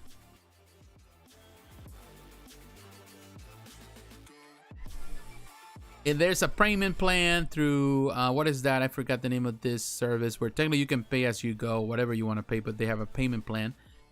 There's only 20 left of the 100 that they are originally, you know, done here. I will tell you, this game is popular. This character has become very popular. And in some ways, recent game and recent character that in some way feels kind of iconic. So a lot of people are like, okay, they kind of enjoying the game. So I can feel that, you know, like, yeah, even there were a lot of cosplayers doing this character. So I get it. Why they asking for too much? At the same time, you know, I'm like, it doesn't have like, beyond that, it's just the sculpt. Of course, he has, I don't think he has like mixed media. It is not a bad piece. It is expensive.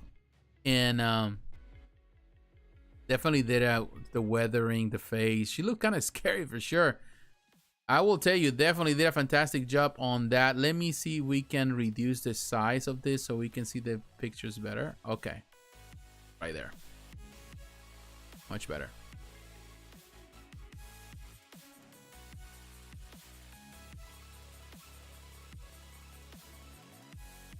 I think we're gonna have to reduce even more than that. Okay. That's perfect. Sorta. So, she looks, you know, she has all the different interchangeable parts, and I think the extras, the base is fine. I just find it too expensive. I think this should have been like $1,000 the most. $900, $999. $899 what some people say, but I think at the same time we have to keep in mind that the scale of this character, because the character is really huge. So they have to go for something really big. And I think they did a fantastic job with the sculpt. And I think that those things he's just holding there, those are the exclusive parts that come with it. Yeah, I know that some people are going to disagree with that. Some of you may disagree with me on this. Found it pricey for sure. But he says he stands 9 feet. 16 inches tall. Her thirst for blood, of course, with that 9 feet, 19 inches tall. That's the actual, you know, the actual scale or the size of this character, not the statue. Let's not make that mistake. So she's big. The exclusive edition available only on Pure Arts include a life-size metal replica of Lady D Keys. This gorgeous Lady Dimitrescu quarter-scale statue will be the centerpiece of any collection. It's a massive quarter-scale sculpted with hyper-detailed scale textures, standing almost 3 feet tall. So it is pretty tall. So I think that is one reason. So technically, it's already, that's the reason why it's kind of, they ask you for like if it was like a 1/3 scale piece. Because technically it's within the 1/3 height or even higher than that. So synthetic pre-style hair and removable head, custom tailor and weather dress, 2 hands pose include extended claws and cigarette holder pose, fox wood and marble base. Exclusive edition includes metal replica of Lady Dimitrescu key, which is fine, and of course the quarter scale price. And the non-exclusive edition, which is the one that you're going to find even everywhere else, is going to be 266 pieces, which is a scary number. I will never like to have something that was 666. I will never like if I get a piece that says 666, I'll return it. But that's just me. I'll return it. But here's available in USA, Canada, the UK, Europe, Middle East, Australia, New Zealand, and Africa. The only place that is not available would be, in this case, Latin America. But everywhere else, it is available. So... and also in Asia, so kind of cool. Not necessarily like I would say like, oh my god, it's the best thing ever, but you know, some people may like it. I see, that makes sense actually. Yeah, well, yeah, it does because of the scale. I still find it expensive, but I understand the popularity. It's going to sell because for some reason that character kind of hit it. Like people love the character. I've seen so many cosplayers. It is 3 feet tall. It is huge. So I see it. But yeah, $1,500 technically is going to be within the realm of the 1/3 scale. That's pretty much what it is. And definitely very limited number, very small quantities there. Particularly that, the exclusive, only 100 pieces. Definitely that's going to bring a lot of collectors to it. So that's what it is. All right. So now let's go back to, I want to go back to, in this case, is Spec Fiction. Because there's another quarter scale piece that I want to cover. And this is Piji Studio. We have talked about Piji Studio here before. This company does a lot of amazing work as well. And they work with a lot of different artists. This is a collaboration they did with the Amerford. It's a collaboration with a Japanese artist. I forgot the name right now. But we can go to Facebook and we'll look at the name. It is... $1,059. It's going to release between the first quarter and the second quarter of 2023. This piece, let's see, we have information here on the details here. It doesn't say, so we're going to look at this. This is a very interesting quarter scale piece. It's not based on an anime or cartoon, but it's based on the art of a particular artist. I think it's a quarter scale. Might even not be. It could be 72 centimeters. It's kind of, it says that it's a quarter scale statue. So, but love the detail. It's a very interesting concept with this guy that looks like a big demon that she has this girl or something. It's so interesting, very unique, very tall, 68 centimeters as the width, 59 the depth. No, the depth is 68, the width is 59 centimeters, and 72 centimeters the height. So it's really tall. And he has of course, the signature of the artist here. That is cool. The sound of sand. Love the detail and the texture. Very unique, stylized piece. Definitely, it's not for everyone. Look at that monster. Definitely, it's very interesting, very unique in style on this piece. Now, if I come to Facebook, because I saw the information there, we're gonna give credit to the artist here. Coming to Facebook, I'm going to come to Spec Fiction.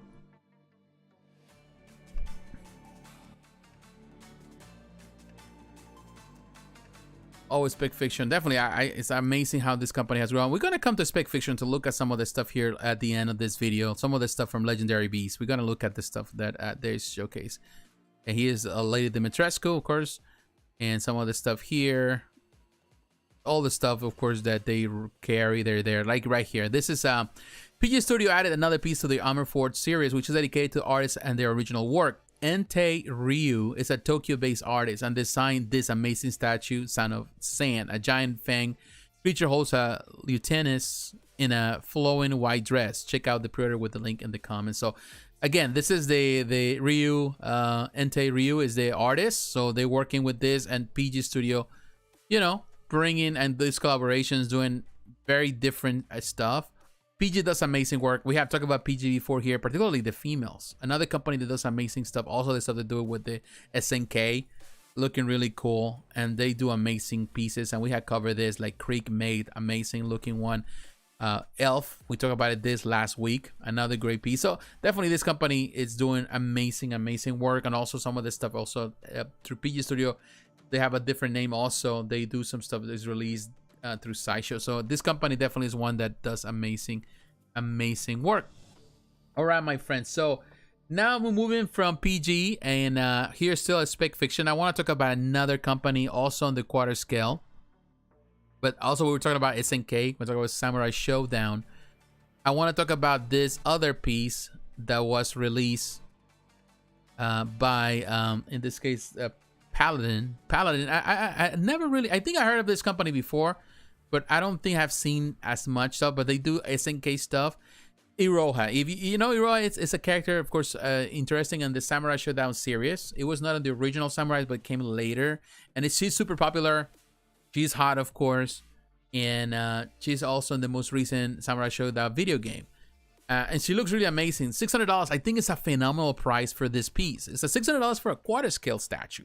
I think there's a really nice price point. And if this company hasn't really done much, I think this is a great way to attract people to them, you know, with this. You know, this is the edition set to be disclosed. It's going to release in the fourth quarter of this year, so it's very soon. Now, looking at the pictures, of course, if you know her, she has a big presence, of course. She is, of course, has a lot of personality. That's something that, of course, she's known for. But I love what Paladin is doing with the basis and the concept and the background, which is plays with the video game. And if you know her powers and where she plays and where she fights. So I love the detail also on the base. Really cool. And she's holding that weapon, her weapon. Really cool. Of course, she is very sexy, so she's going to be presented. But I love the base concept. You know, it's interesting. Definitely the portrait looks amazing. She looks more like, of course, the most recent video game, the design and the concept. It does have a little differences on the face. Very, very cool depiction of Iroha for sure. And with the weapons, I don't think there's interchangeable parts, but the back on these doors that open up, they open and close. And if you know the video game, when she does her superpower, or you know, kind of like the killer move that she does, they close and all that. So it's actually kind of like a paying homage to the character in the video game as well. And they do it in a really amazing way. Here you can see all the details with the base. Very cool. Amazing piece for sure. Now, looking at Iroha, let me look at the materials if we can see it. Of course, it's made out of resin, polyurethane, and ABS. So it's going to be all these combinations of different materials, which we are getting to see a lot more nowadays. So that's one that we can pinpoint. Yeah, a lot of personality. Yeah, a lot of it. There is a lot of it. All right, 72 centimeters is not nearly as big as the show in the pic next to a person. If you didn't check what 72 centimeters was, you think it's an absolutely huge. Well, 72 centimeters is huge in comparison to it's not huge. It's not a meter tall. You know, I totally understand the meters system, the metric system, because also I grew up in Mexico, so that's what we have used there, but I live in the United States as well, so I understand both systems. It is not a meter, so it's not like a super huge, but however, still, and I wouldn't call this a quarter scale piece necessarily, even though in those dimensions of that piece, but it still is huge. The width and the depth is going to be within the same scale of a quarter scale piece. I would think it's smaller because the demon is big and the girl is small, so that would be even smaller. But it's going to be within the same dimensions of quarter scale pieces, which in the end is pretty much what they're trying to achieve. to be within the same standard size or the same standard height. Here, of course, with this one where Iroha, she looks kind of really good. You know, this is of course based on the iteration of the Samurai Showdown, the 2019, the most recent game. Looks good. I think the price is excellent for this one at 599 pieces. It's really good. Now this one, actually, this one is good. The quarter scale, the size for this one is 37.5. No, it's 55 centimeters. No, I'm trying to think. It doesn't really say if it's normally the height is the one, but I think it's 55 centimeters. So that kind of gives you an idea. This is an actual quarter scale piece. Iroha looks really, really good. All right, now let's move on. I want to move on. Now that we're doing this, I want to move on to some of the main companies. But before we move on, because we still have Sideshow. I want to cover Sideshow. We have XM Studios. And we have Prime1 Studio, and ultimately I want to cover a little bit of Legendary Beasts. So let me put you on hold just very, very quick. I'll put you on hold. I'm not talking to you on the phone. I'm going to come back to you. You have any comments or anything that we have seen so far, leave your comments. I'm going to take a quick break. And we come back strong for the biggest part of the, the biggest companies. Sideshow, we're going to come back to talk about Miles Morales. XM Studios, we're going to talk about Dark Knight, Death Metal, Robin King. We're going to talk about Aphrodite IX. We're going to talk about the Prime1 Studio, the Zack Snyder Justice League, the Bad Tank. We're going to talk about Argent Lao, Vampirella. We're going to talk about some of the controversy with the limited edition stuff from Prime1 Studio. People are not happy with Prime1 Studio right now. And then we're going to cover Legendary Beasts. And of course, that will be the end. So stay tuned while I take a quick break, and I'll be back.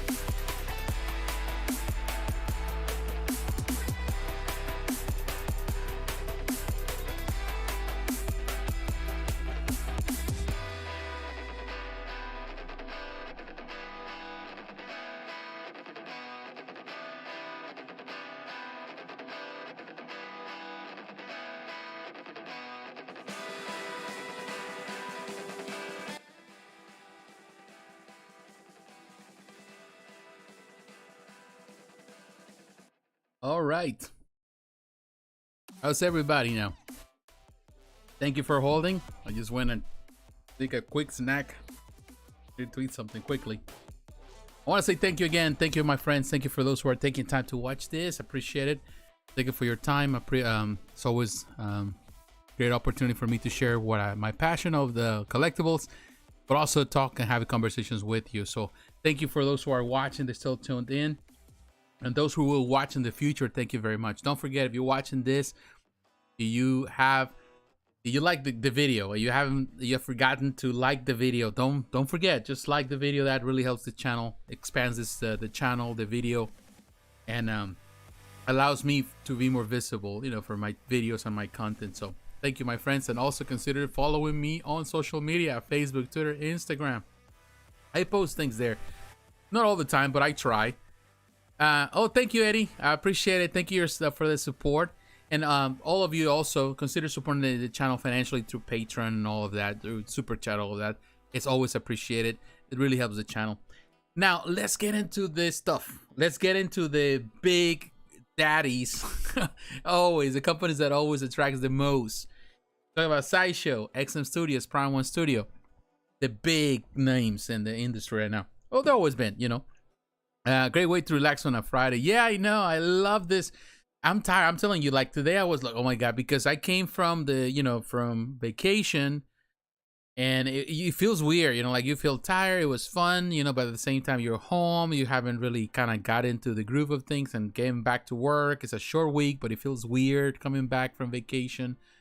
So today I was tired, man. I was tired today. I was like, I'm coming to work, I'm doing my stuff, but I'm just like feeling, I don't want the day to be over. So I was tired just to make this video. So I'm still feel tired. But I love to make the content because it's a way for me to relax, to look back at everything that has been released during the week and all the cool stuff. A lot of stuff that I cannot afford, but a lot of stuff that really catches my attention, and I'm excited to see because it's amazing what these companies are doing. And they're definitely changing the way we see collectibles. They doing amazing stuff. They pushing the boundaries, which is always good. All right, let's move on. And I want to come... For this purpose, let's go to Sideshow Collectibles.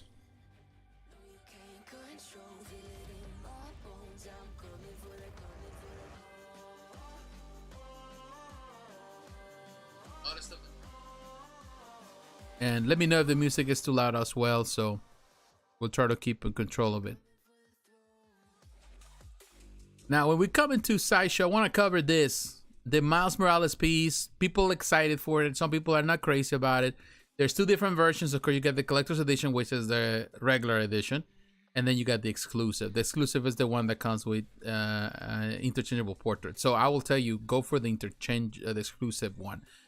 There's no edition size. They're open for the time being, depending on how many pairs they get. I'm sure it's gonna sell pretty well.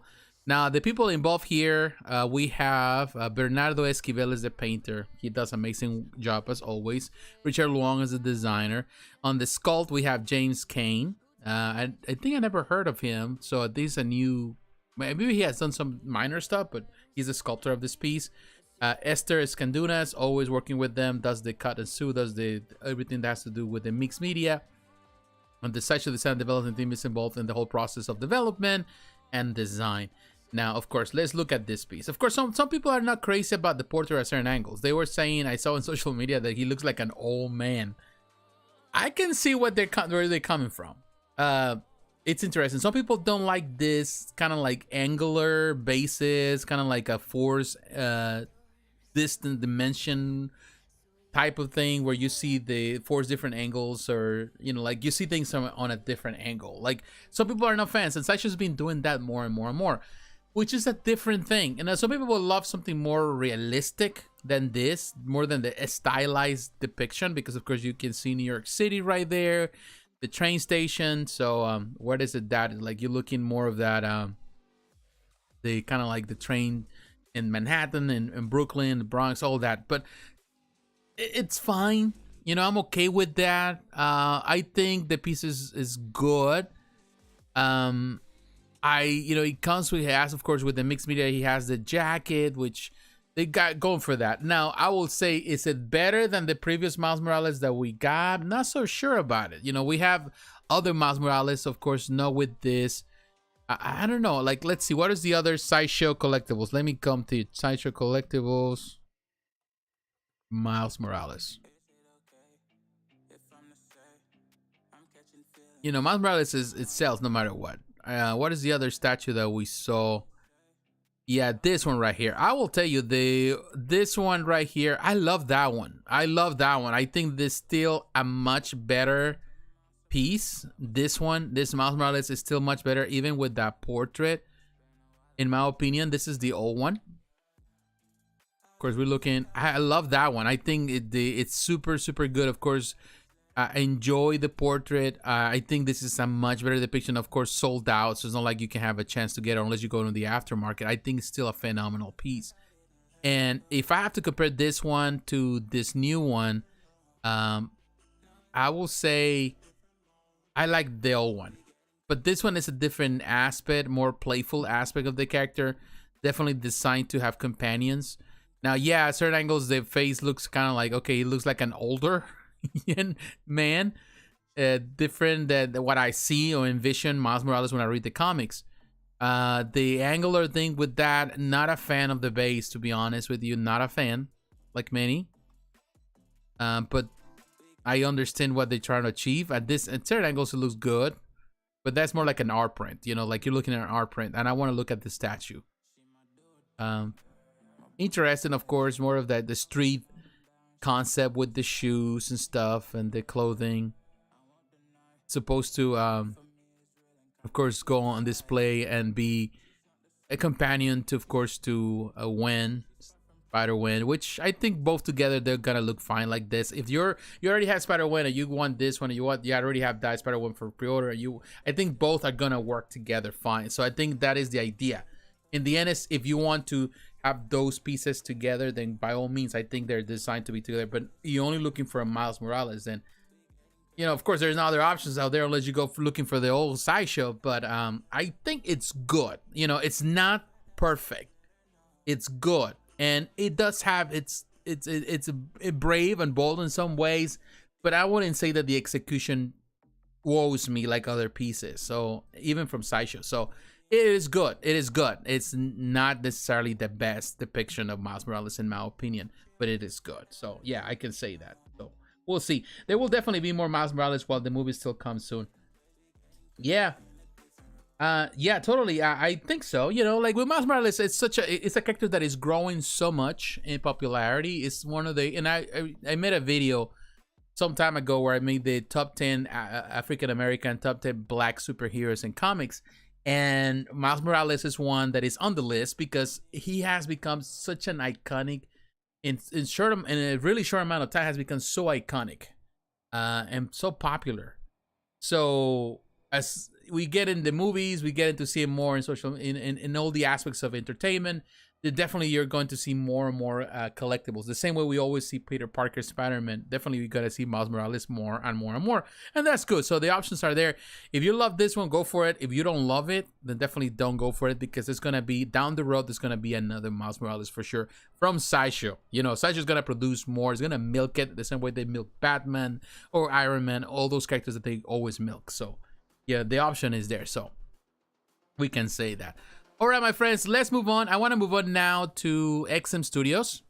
I already shared with you my opinion in regards to this one. I think it's good. It could be better, but it's good. And I think that they try to do something different and definitely a more playful, more youthful interpretation of the character. Now, I want to come to XM Studios because we want to talk about Robin King. Let's go to Robin King. This is part of the Dark Knight's the Death Metal collection. The price for this one in Singapore dollars, of course, it's $1,499. Full payment. If you pay everything on full, you get a 5% discount. If you're a Prestige member, it means you get a 10% discount. And if you pay in full, you get another 5%. So definitely it pays out to be a Prestige member if you're paying in full. Looking at this one, let's look first at the people involved in the production here.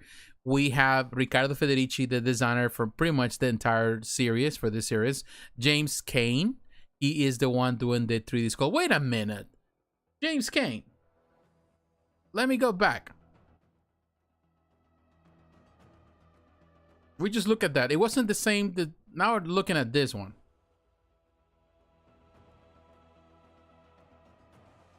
Isn't that the same sculptor?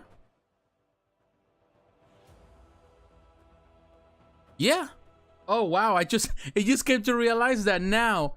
It is the same sculptor, James W. Kane. Let's see what he has done here.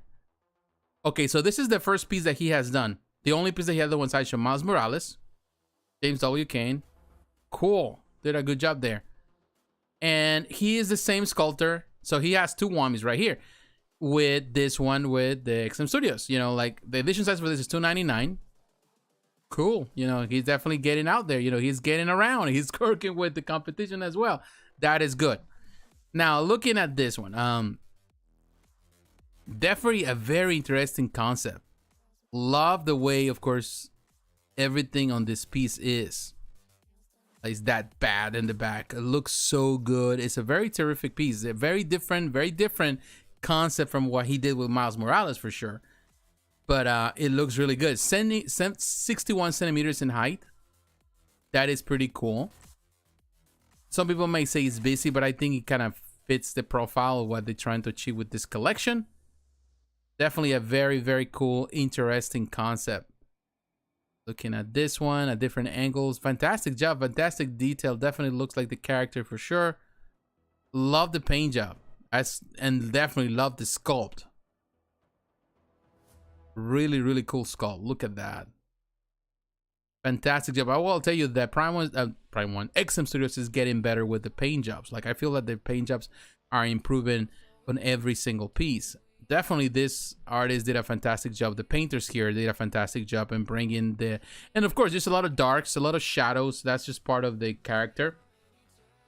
So Robin King came out great. I'm one who's not familiar with the storyline yet. Yeah, I think it came out great.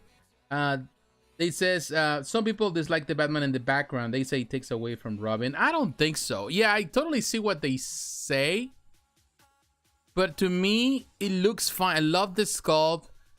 Yes, like I said, like I was telling you, like it could look busy for some people, but to me I don't think it's bad. Now it would be good if it was removable. Like if you can remove it. I'm not sure if it is. That will make it even better. But that's an adjustment that perhaps, you know, they listen to the in this case to the collectors, and they'll do. But I do love this sculpt, and I definitely love the way they did the paint job. Looks really good. The textures on his clothing and textures on the entire piece, I think is fantastic. Yeah, I would say that it would be the way they can work this out is by make a Batman back there removable, and then you can add it up. It depends. Maybe he needed to be down instead of be up, but at the same time it's part of the whole storyline, the concept. So I totally understand what they were trying to do, but I think the sculptor did a good job. It can be adjusted. That's always can be done, and I know that XM Studios is the Apple company that always listens and they make those adjustments. So I wouldn't be surprised if they try to do something if the backlash is so high. But I think it is a fantastic sculpt. Really nice concept with this piece for sure. Now, this is not the only piece that XM has released. I'm going to talk about Aphrodite IX. If you are into the Top Cow, and this is a collaboration with Divine. Divine is the one that has been doing the Top Cow stuff with XM Studios. This one is $13.99. The prestige price is $12.59. And this is, not mistaken, this is a quarter scale piece as well. But the artists involved here, we have the XM Studio design build team is involved in the design. And of course, Thiago Senobini, the Sosa, is the sculptor. And I will tell you, he did a phenomenal job with this piece. What was the edition size with this one? It's $6.99. That will be the max. This piece looks amazing. Now, before Aphrodite IX, who I'm familiar with Aphrodite IX, she came out in the early 2000s in the comic book, of course, from Top Cow Productions. Try to remember who was the writer. I forgot, but I know the art was by David Finch. David Finch was doing that, and Sylvester did some covers, some of the art at some point, but it was David Finch for the most part who did the art. And I will tell you, I think this captures David Finch art spot on. I think this is perhaps so far the best piece they have produced in this collection. Of course, you have also, you know, like I think the first one they produced, which was Witchblade. I don't, you know, it still has some criticism. Angelus, I think, looks amazing. The prior to, you also have Magdalena, that looks great, you know. And but those were one of the originals, and I will say the Darkness was great, but I think this is perhaps my favorite on that collection. Definitely captures the character well. Prior to this, the collectibles that we have for this character, of course, we have the Claymore with smaller scale pieces, and this one has a little bit of that Claymore feel, which I like. But I think they did a fantastic job. I think the pose is excellent with the two guns. It really kind of respects that. This angle is perfect. Definitely, when I look at this one, I can see David Finch depiction. Now, to give you an idea, if you're familiar with the character, let me see if we can go to see Aphrodite.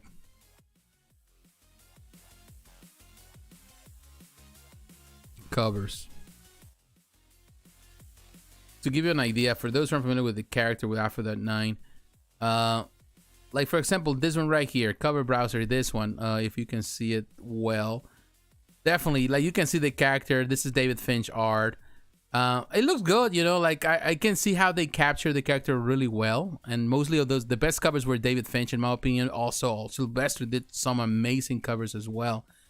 Very, very cool concept.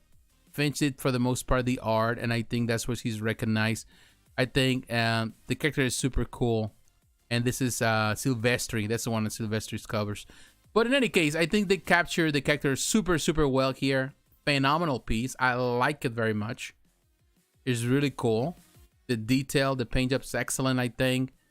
The whole portrayal here of this character, definitely she has the back. She has the back.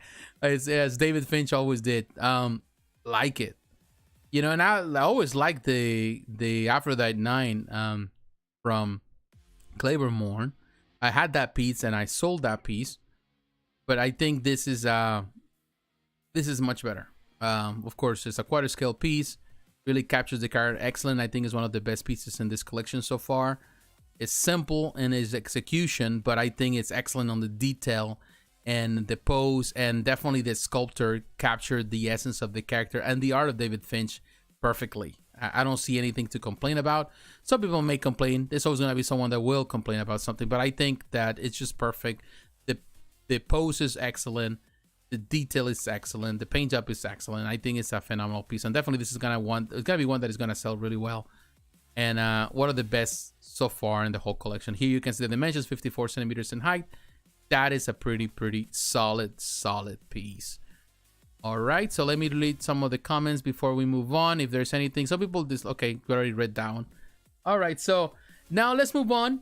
If you had anything to share, let me drink something. Well, if there's, wait for some comments. If somebody has something to share here.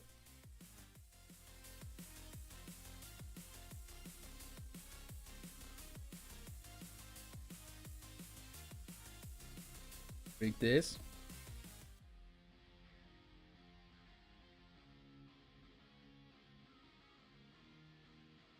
Oh, that's pretty good. All right. Moving on. I want to move on to let's move on to Prime1 Studio. Prime1 Studio always catches on, always attracts people for obvious reasons. As a company, they do amazing work. And here, what we'll hear at Prime1 Studio, of course, they got these new releases and all that kind of stuff. So I want to talk about first, we're going to cover everything we can, but I want to cover first the Bat Tank Zack Snyder, Justice League Deluxe version. This is one that was, of course, presented at the most recent presentation, most recent showcase. $18.99. It is expensive for sure. Dimensions. This one comes with LED lights. It has LED illuminated headlights. One Batman figurine for the top of the Bat Tank figure. I'm sorry, not figurine, figure. Although it's a figurine technically because of the scale. One mutant gang ties up to the ground, up for the ground next to the Bat Tank. And Zack Snyder Justice League theme Robo base. Okay, cool. It is going to be, comes in 2 different boxes, so definitely it's going to be expensive to ship. 41 kilograms, so it has weight.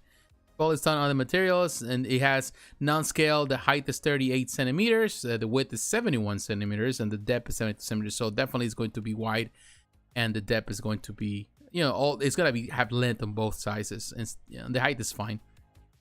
I think the detail is there. I would say that I would have preferred if they do more based on the comic book rather than the Justice League, the Zack Snyder's Justice League. However, I think it looks amazing with the concept. Definitely they apply it from there. They kind of like took both concepts and they apply it into the film. And because definitely these guys, they were not in the film. So, you know, the mutant gang, they were in the film. So like they just added up. So technically they kind of mismatch both for the fans of the comic and definitely fans of the movie. It has the LED illumination. Definitely cool concept. But yeah, the mutant gang that's definitely based on the comic book. And of course, this is based, of course, on Ben Affleck's Batman. The detail is there. I would say with the light-up features, it's fine. I like the light-up features, but it doesn't have as much of it. I found it pricey, very pricey for it. It should be, in my opinion, no more than, you know, like $1,500, perhaps even less than that. But I totally understand what they're trying to do. Of course, the Prime1 Studio prices are always there. But the detail is good, you know, like looking at the piece, definitely has great detail. The paint job is excellent. Definitely this is going to be a really nice centerpiece for Batman fans, Batman collectors, because there are plenty out there. And of course, you know, as always, Prime1 Studio provides plenty pictures. There are different things that you can do, removable things, different things that you can do within, which is kind of cool. Like these pictures from different angles, but to be honest, it's not really much to it.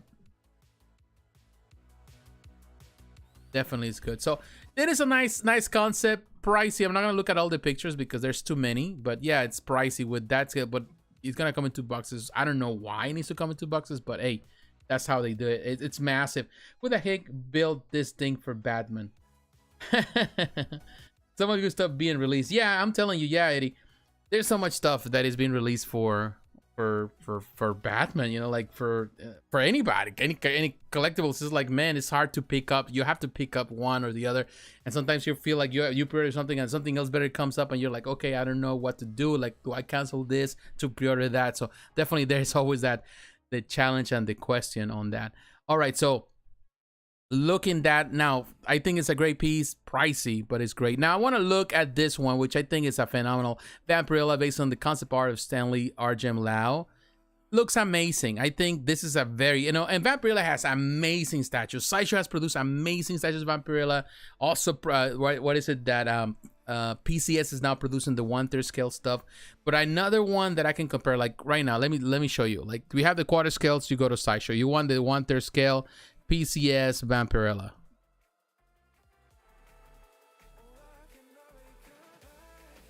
Here at Sideshow. Like, this is a phenomenal piece. You know, this is another concept, you know, another style, you know, based on a different artist. I think it's a really nice piece. They did a fantastic job with this one. It has the more classic look. It has the interchangeable portraits, the very classic outfit, the more modern too. I think they did a fantastic job with this one. This is excellent in my opinion. I love it. Modern portrait, and the classic portrait. I think it's excellent. It's a nice piece. 1/3, $905. I think it's an excellent price. Now, when you're looking at this, you know, it's $1,600, a lot more. But I think you getting a phenomenal representation. Love the depiction. I think it looks good. You get this as a bonus part, the Vampirella, which is the classic Vampirella logo that has been for years and never changes. It is a really nice concept. She's sitting in there looking really good. It's a gorgeous piece. Gorgeous representation of Vampirella as a 1/3 scale. Let me double check. It's a 1/3. It is a 1/3. Yeah, it's a 1/3. So that really justifies to me like the price. And of course, you know, you want other Vampirellas, you go to Sideshow. Also Sideshow Vampirellas, which are phenomenal pieces over the years. You have the different premium formats that we had. Like, for example, this one, which up to this day continues to be an excellent one. This one was the first one that they produced. The first premium format of Vampirella, if I'm not mistaken. I think this was the first one. This is an iconic piece in my opinion. It looks amazing, but they also produced this one. This is a, well, Terry Dodson figure statue box. I think this was also a smaller figure. I don't think this is a premium format. But then you have this other Vampirella premium format figure also that was produced later. That's another one. So they have produced, also they got the Kami Cat. So they were like, there's been like options, you know. Sideshow has produced different variants and different dimensions of pieces. Look amazing. But in my opinion, even though Sideshow has done an amazing job, I think this is the superior statue of all of them. If you're one there, definitely you have an amazing piece. And the art of RGM Lauer was translated so well, which is an art that sometimes companies I think don't really do well. Other companies have tried to do RGM Lauer, and for some reason it never translates. It translates good, but not 100%. And I feel that with this one, they translated really, really good. They really match his art really, really well. And this piece definitely is gonna be a centerpiece with every detail that he has. It's, in my opinion, the ultimate representation of Vampirella. Looks really, really good. And of course, it's gonna be others in the future. This character always sells, but it's definitely a very seductive look, like you said, Late Night. It's a very seductive look, very, very seductive, and I think that's what's gonna make this piece stand out. I wish it had like interchangeable portraits, where you have this version and some other portrait, but I think at the end doesn't really need it. It's really excellent, and I really love the idea, the concept on this one. I can see the price. I can justify it in some way. Nothing can be justified right now with prices, but I see it. I think it's fair, and I know it's going to sell. It's going to sell well, particularly for long-time Vampirella fans out there. And there's plenty, believe me, there's plenty that will pay the price for this piece and the bats in the back. And I did it like the more translucent type of resin with them, so for lighting effects and stuff. That is cool. All those bats, the design there is really cool. Very nice. Definitely the detail. That is a cool piece. And then we can keep browsing. There's plenty of pictures you can always come and look at, because they're all the same from different angles. But definitely they did a phenomenal job with this one. Really impressed with the work once again. Vampirella Team Chains Lounge Base. One displayable Vampirella logo. That's the bonus part. That logo looks cool. I love the logo. And here you have a 360. That is really, really cool. Yeah, very, very. It is incredible. That's an incredible piece. The detail on the chair is the extra touch. Yeah, I think so. I think, you know, and Vampirella has, like, again, it has amazing looking statues, you know, but I think this one surpasses everything else that has been done so far. Even the PCS, I like that PCS. It's not a bad piece. With the two interchangeable portraits, I like that. But I think this is a superior piece to that one. And they both 1/3. The other one is better in the price, but this one is, I think, is better in the execution and the art. It's more pretty. When you have to, if you put it side by side, definitely this is going to attract more eyes than the PCS, in my opinion. Of course, you know, we have to see the final product, and I'm sure some critics will have both to compare. But I prefer this one. I think this one is better. Of course, that's just a matter of opinion. All right, now let's move. And we're still in Prime1 Studio, but I want to talk about this controversy, like you can see here. And this piece, for example, the Wonder Woman Grey Hera version, I already talked to the original that came out. This is based on the Injustice 2 video game. Now they have this Grey Hera, which technically is a repaint. It's limited edition, $350, $900,000. It looks fine. I will tell you, go for the original. I think the original is better. This is just a variation of a color or something that you can do in the game, that you can change the outfit on the colors. But other than that, I don't think it's indispensable. You know, I definitely don't see the need to have it. And another thing about this one, that the first one has, that you have the bonus part was that the first one had more stuff, like it has like the skirt, and this one only has the pants. So to be honest with you, this is a no-go for me, unless there's someone out there that is willing to have extra money to burn and wants to burn it here, go for it. But to me, this is like a big no-no. And to be honest with you, there's better Wonder Woman statues out there. But of course, it's just everyone has perspective. Now, the problem I think has been with this Alien Big Chap Deluxe limited version. They got the museum art, and then you got this. A lot of people are not happy because, of course, on the 10th anniversary, they're doing this repaints, reversions of the ones they already have. Now, this one, for example, the Alien Big Chap, the deluxe limited version, the scale of this one They're 1/3. And let me go back to kind of give you an idea what they have. Big chap.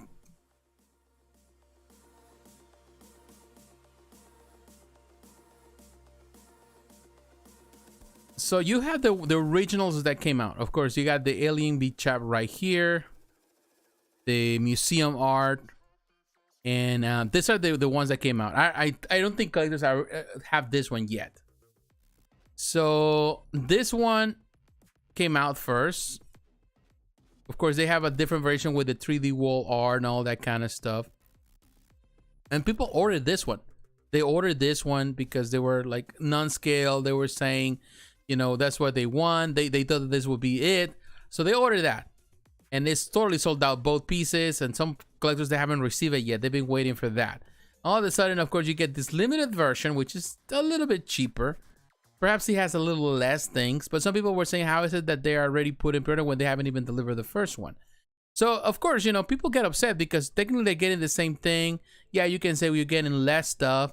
But this is like a limited version thing. And, of course, you know, I think they... you know, you can say, well, that the differences are there, this and that, but I totally understand why is that the collectors get upset. I will tell you why they get upset. They get upset because it seems they feel that their needs are not met, in the sense that the company produces something, promised to deliver that stuff, you don't get it, you're still waiting on it, all of a sudden you're selling a new version of it, you call it limited, but it's technically the same thing, and you're selling it out there maybe cheaper than you sold the first one. Things like that. Definitely, it's something that a lot of people feel like, what is the appeal to that? They say, well, why are you selling that when you haven't even delivered the first one? So I think in so many ways, I totally understand collectors. And I feel that Prime1 needs to be careful because they've been doing this lately with a lot of pieces. They have a lot of pre-orders, but because now they are like they're excited because of the 10th anniversary. The 10th anniversary, they're excited about it. They've been doing this where they selling these special editions. They call it special editions, which in reality they're not editions of nothing. They're just repaints, and they try to sell it like it's the best thing ever. And of course, that really pisses people off. You know why? Because honestly, they feel like, okay, you're already coming out. Like, this is the Museum Art limited version here. This is the other one. This is $14.99 limited version, and they feel like, okay, you're selling the same thing that you already sold. And maybe you do some changes here and there, but you're selling the same thing again because it's the same piece. And you maybe repaint it, but like, to be honest with you, like, the difference is like, I don't see no difference. Like, we can go to the details here. What is it they knew? You still don't say Prime Studio proud to release release a sold out collector's item. And that's another thing. People saying you're releasing as limited numbers of something that was already sold out. And you haven't even delivered on the first piece, and you're already releasing a new number, new limited number for this and that, and we call it this or call it that, but you're selling something. So I totally understand, because at the end of the day, collectors also feel that they need of, if you're promising something with an edition size and you're saying we're going to produce this and that, then you should stick with that and create something totally different. It is what it is. You know, I'm not saying that part of me feels like I get it, because I did the same thing with Twitter Head when they released that what is that, Poison Ivy, when they released the extra version that came on Sideshow. I need to review that piece as well. The what is that, the artist proof. I bought the artist proof, but at the same time it kind of feels the same way. And some collectors that already purchased the original or even the regular one, they feel cheated because now there's another exclusive version that is sold out in small numbers with different numbers at the bottom, but it's the same thing. So they feel like, okay, you lie to me. And I think that feel the same way with Prime1 Studio collectors. They feel like, okay, you promised me something that will be limited. I bought it based on the limited number. In my mind, I have something that is very rare and limited, and all of a sudden you're reselling it again, maybe with a different skin, maybe in some minor changes, but it's technically the same thing. So I think that in that, Prime1 Studio have to be very careful, because they seem to be doing that lately with a lot of pieces. And when you upset people, collectors, that bites you in the butt, regardless of how you feel about it. You know, people feel like they're kind of misled. You don't want to, you don't want to mislead your customers. You don't want to make them feel like, oh yeah, I have something special for you that nobody else is going to buy, and you're gonna have it for you. only one time and that's it. It's done. It's not gonna be reproduced again. And all of a sudden, a year down the road, you're still waiting for your piece, and all of a sudden they're selling a new edition. Like, that's not right. I think they need to be careful on doing that. First, they need to concentrate on releasing the stuff they already promised and that people already pay for. And then, of course, if you want to do something different, then go by all means. But at least your first customers got served. You know, they got, deliver their promises, their product, and they are taken care of. You need to take care of those clients first. All right. I always look forward to your opinion when it comes to collecting. Really appreciate you taking the time every Friday when you can to give us your thoughts. Oh, thank you, Late Night. I appreciate that you take the time. I love to talk about it. If it was me, I'll be talking about collectibles every day. I'll be here doing live videos every night. But, you know, I got to pay the bills, and I'm happy with my job. You know, it started, this was my official first week at this job. Like, officially, I'm so happy. I'm very excited with this job. They pay me, they're paying me good. It's a state job because I'm working for a company that works for the state, that is part of the state, so I get state benefits. I'm just excited. Definitely, I'm happy. I'm glad. I think God was faith. You know, God is always faithful, and I feel that I was not really expecting much for this job, but ultimately this job became a job that I needed. You know, really good. It's a good job, so I'm so excited, and I'm glad. So I gotta pay the bills. So I gotta go to work. I gotta get the job in the morning and come back. But if it was me in a perfect world, we didn't have to worry about bills, even paying on the collectible stuff on the pre-orders, and I'd be here all day talking about it. But, you know, I'm not rich. I wasn't born rich, so it is what it is. All right, my friends. So I feel that, again, what I'm saying about Prime1 Studio is that they have to be very careful not to fall prey of those things that they've been doing. Like, you know, like they have to be very careful. Then not just trying to eat so much at the same time. Like, yeah, sell your product, deliver the product. If you want to do a special edition down the road, once you already deliver the pieces to the collectors, then by all means, do something like that. But before, as that's stupid. That's just plain stupid, because the clients are looking at, like, they're looking at you saying, well, you ran out with my money. I'm still waiting for my piece and you haven't delivered it. This is what custom makers do. Some shady custom makers, they release something, you never get it, and all of a sudden they're selling something else in a different Facebook group.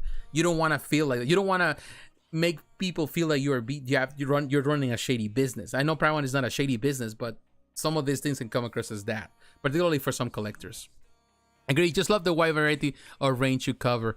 Yeah, I try to cover as much as I can. You know, it's not, oh, it doesn't always work, but, you know, I try to cover as much because, hey, you know, there's more than just Batman or Robin, or more than just Wolverine or Spider-Man. You know, there's a lot more out there.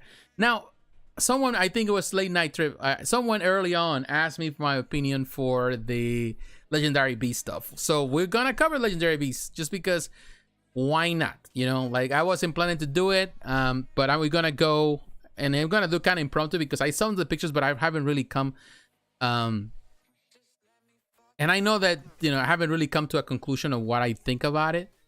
Of course, when they come on pre-order, we'll be discussing it. But I want to come here to... All right, we are coming here to Spec Fiction. And now that we're coming to technically to the end of the video, I want to cover to this. This is Toy Con is happening in Manila, in Philippines, this weekend, and Legendary Beast Studios preview a few of their statues, including Retro Hulk, Iron Man Classic, Venom, and Grey Hulk. Want to know when they'll go up for pre-order? Sign up now. So once they go on pre-order, we'll talk about it. You know, once we know prices and all that kind of stuff, and we have better pictures. But I like this Hulk. I gotta be honest. And also, I saw other collectors doing certain things, and you know, we're gonna talk about it. I'm trying to remember who is the one that sculpted this. I think I have an idea. I'm not starting to think of this. He doesn't say, but in any case. All right, so let me come back. I think it's a phenomenal depiction of Hulk. It's a 1/3, so it's massive. It is massive. It is a huge piece for sure. It looks amazing. I know a lot of collectors out there are really, really, you know, really loving what Legendary Beast is doing. Of course, they have this partnership. They do a lot of stuff through XM Studios, and definitely I'm looking forward to what they're gonna do here. I'm sorry, when they're gonna release this one. I think it's an excellent depiction. It's gonna look fine with Captain America. Was that Thor they were released? It's gonna look fine. This collection is really looking really neat. What they're doing here. Of course, this is the Iron Man. Now the Iron Man is unpainted. It's fine. I'm not necessarily a fan of the portrait. I wish he had like a little more like the mustache. Of course, the Tony Stark mustache. You also have this Venom that we saw, more classic Venom. They're going for this museum poses on this large scale. You see the Grey Hulk. That is a nice Grey Hulk. You know, more like that classic old Kirby style face portrait, of course, with a more modern body. But that looks really good. Look at those hands. Look at the hand of that guy. That hand, the palm of that hand is huge. But it looks really neat. And this face right here, the paint job is excellent. And Iron Man here, you can see. I like it. I definitely like these pieces. Of course, you know, this is for the ones that are willing or have the means to pay such a premium price. I think it's super, super good. Of course, you know, once they come pre-order, we'll know for more about it. You know, I think the Grey Hulk, perhaps between those green, I like both, but the Grey Hulk, definitely, it's amazing. That hand that he has is huge. They both have, but I think with Grey Hulk, because of the paint job, it looks kind of like with the nails, all that, it looks really huge.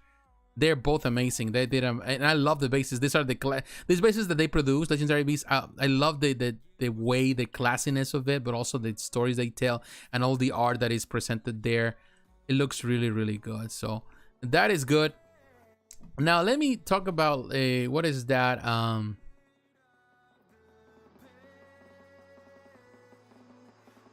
Give me a second. Let me look at something. I want to look at some other things. While we're doing this, looking on Facebook, I want to point out some things that I noticed. And I want to give some insight to some of you. Let me look at something very, very quick.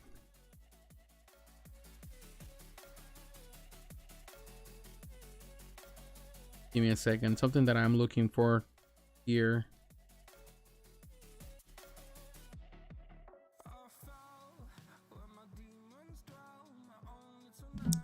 I want to look for my friend Amilcar Fong. Phenomenal artist. Amilcar is an amazing artist. And I think he's been... I like to talk... They're artists that I appreciate. I know many artists in the industry. Of course, I have the chance to talk to many artists over the years and make many friends. But some artists, to me, are amazing in the way they do work. And one of the artists that I want to talk about today... it's Amilcar Fong. Of course, he has done work with Twitterhead. He has work. He lives in Argentina, for he's from Cuba. And he has done work with many different companies, even Sideshow, you know, with a lot of companies, you know, XM Studios. He has done amazing work there. And he's an artist that definitely does really amazing jobs. You know, like I love the way he does the stuff that he has done with Sideshow. Amilcar is an amazing. I want to point that out. Maybe one of these days I get to talk to him or interview, do something with Amilcar. But Amilcar always showcases some stuff. You know, he's a good friend. Always leaving something nice comments, and I appreciate his work. And definitely, but he showcased a few pictures and he showcased some work that he's been doing. I don't know if this is a project he's doing for a company or for someone else, but this is a Hulk that he did or he's doing, and that Hulk, man, looks amazing. He did the Samurai Scarecrow. Amazing work. He does amazing work. I love Amilcar. So Amilcar did this. You know, looking at this, I don't know if this is just a like commission or something. And normally I don't try not to talk about commissions here, but that is a huge, amazing depiction. That's for A Studio. I don't know, but that is cool. And that is not the only thing. Also, I think he showcased this on Instagram, but here.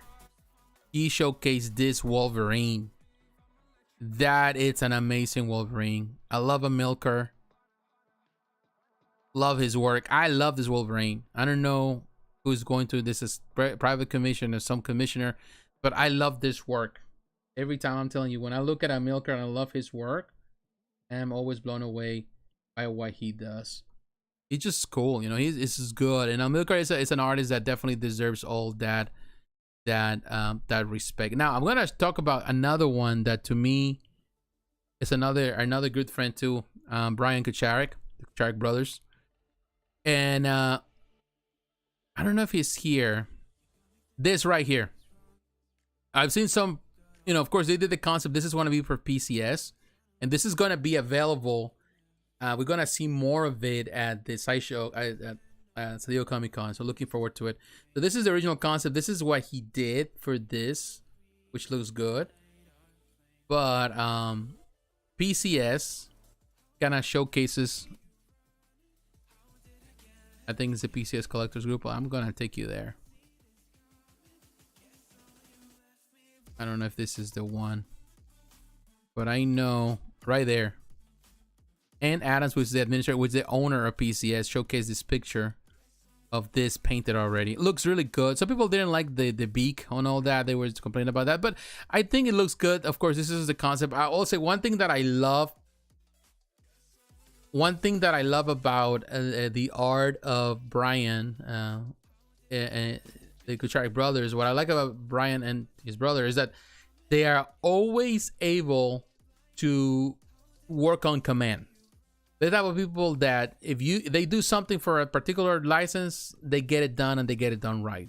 For another license, they do it like they know how to do it. They can work anything you give them, you throw at them, whether it's Star Wars, they get it done. Teenage Mutant Ninja Turtles, they get it done. Marvel, they get it done. DC, they get it done. They are very, you know, they can multitask. They can do so many things. And I think this is another thing that I really appreciate. I love what they do. There are many artists out there that are amazing and they do amazing work. Joe Mena is one of them, Eric Sosa, so many others that I can count here. But it's amazing to see how this community is growing. Many of these artists are doing amazing work, working for so many different companies, and definitely really putting a, you know, their footprint in everything they do, which is always good. So to me, that's always awesome. It's awesome that, you know, they get to do that, and I definitely love it when you know, to see the art of this artist and how they are achieving a lot of stuff. So I will tell you, my friends, I'm really glad that to see that. Looking forward to San Diego Comic-Con. Definitely San Diego Comic-Con is going to be interesting as always every year to see what is it that the companies are going to showcase there. Always intrigued by it. It's always amazing. Even though San Diego Comic-Con is important, it's not the only event that is happening in the world. Like we can see that happening in Manila right now. All these companies are going to different international events and they're doing amazing, showcasing them. So you have to be paying attention every week here and there, try to keep up with everybody because everybody's doing something different, and it makes it harder on us as collectors because then you have to pick and choose. But it's exciting. And I think that's part of the process of being a collector. You have to build a collection and you have to choose what it actually fits best for your collection and, you know, build it. It takes time. It takes years. Being a collector is not a matter of, you know, doing it in a year. I see people that they have built something in a year, but ultimately a collection that really lasts is a collection that you're able to build little by little. So it takes time. My friends, I want to say to all of you, thank you very much for tonight. I said that I would do it for 2 hours, but I'll overextend myself to 40. That we talk about a lot of stuff. Maybe next week we don't do it that long. We'll try to just concentrate on some companies. So we're gonna try to work it out in a way where it's easier for everybody, for you and for me. But I do appreciate that you spend your Friday here with me. Talking about collectibles is always cool. And talking about a lot of things. Tomorrow I'll be going in the morning. I normally do my walk in the mornings, but I'm going to watch the Minions. I'm not watching Thor, not this week. I'm gonna wait probably till the following in 2 weeks. Who knows? I want to watch the Minions because I'm taking my nephew. I want to spend time with my nephew, so I'm gonna take him to the movies. He wanted to watch Minions, so we're gonna watch that tomorrow. You're welcome, Eddie. And after that, after you watch Minions, of course, tomorrow I might do some live stream tomorrow night, like do some video game, like I want to play some games or something. I did the Capcom fighting collection that I haven't played it, the one that just came out because he came out. I picked it up on Friday, the day that I left, you know, for vacation, so I haven't played it. I haven't played video games since. Maybe I do a live stream on my gaming channel. But definitely stay tuned for other videos that I'm gonna have this week. Coming week, I'm gonna start having some videos on my trip. I'm working on those videos, and stay tuned for other live streams and other stuff that we will do. You know, I'm working on this stuff. I'm working on it. But the same to you, Late Night Trip. Have a great weekend, my friend. All of you have a great weekend. Thank you for your time. Have a blessed one. Take care of yourself. Take care of your families. Be careful. Enjoy the summer. If you have to work, you know, I wish you the best. If you have to time with your family, then definitely enjoy. So have a great night, and I'll talk to you again. Bye bye.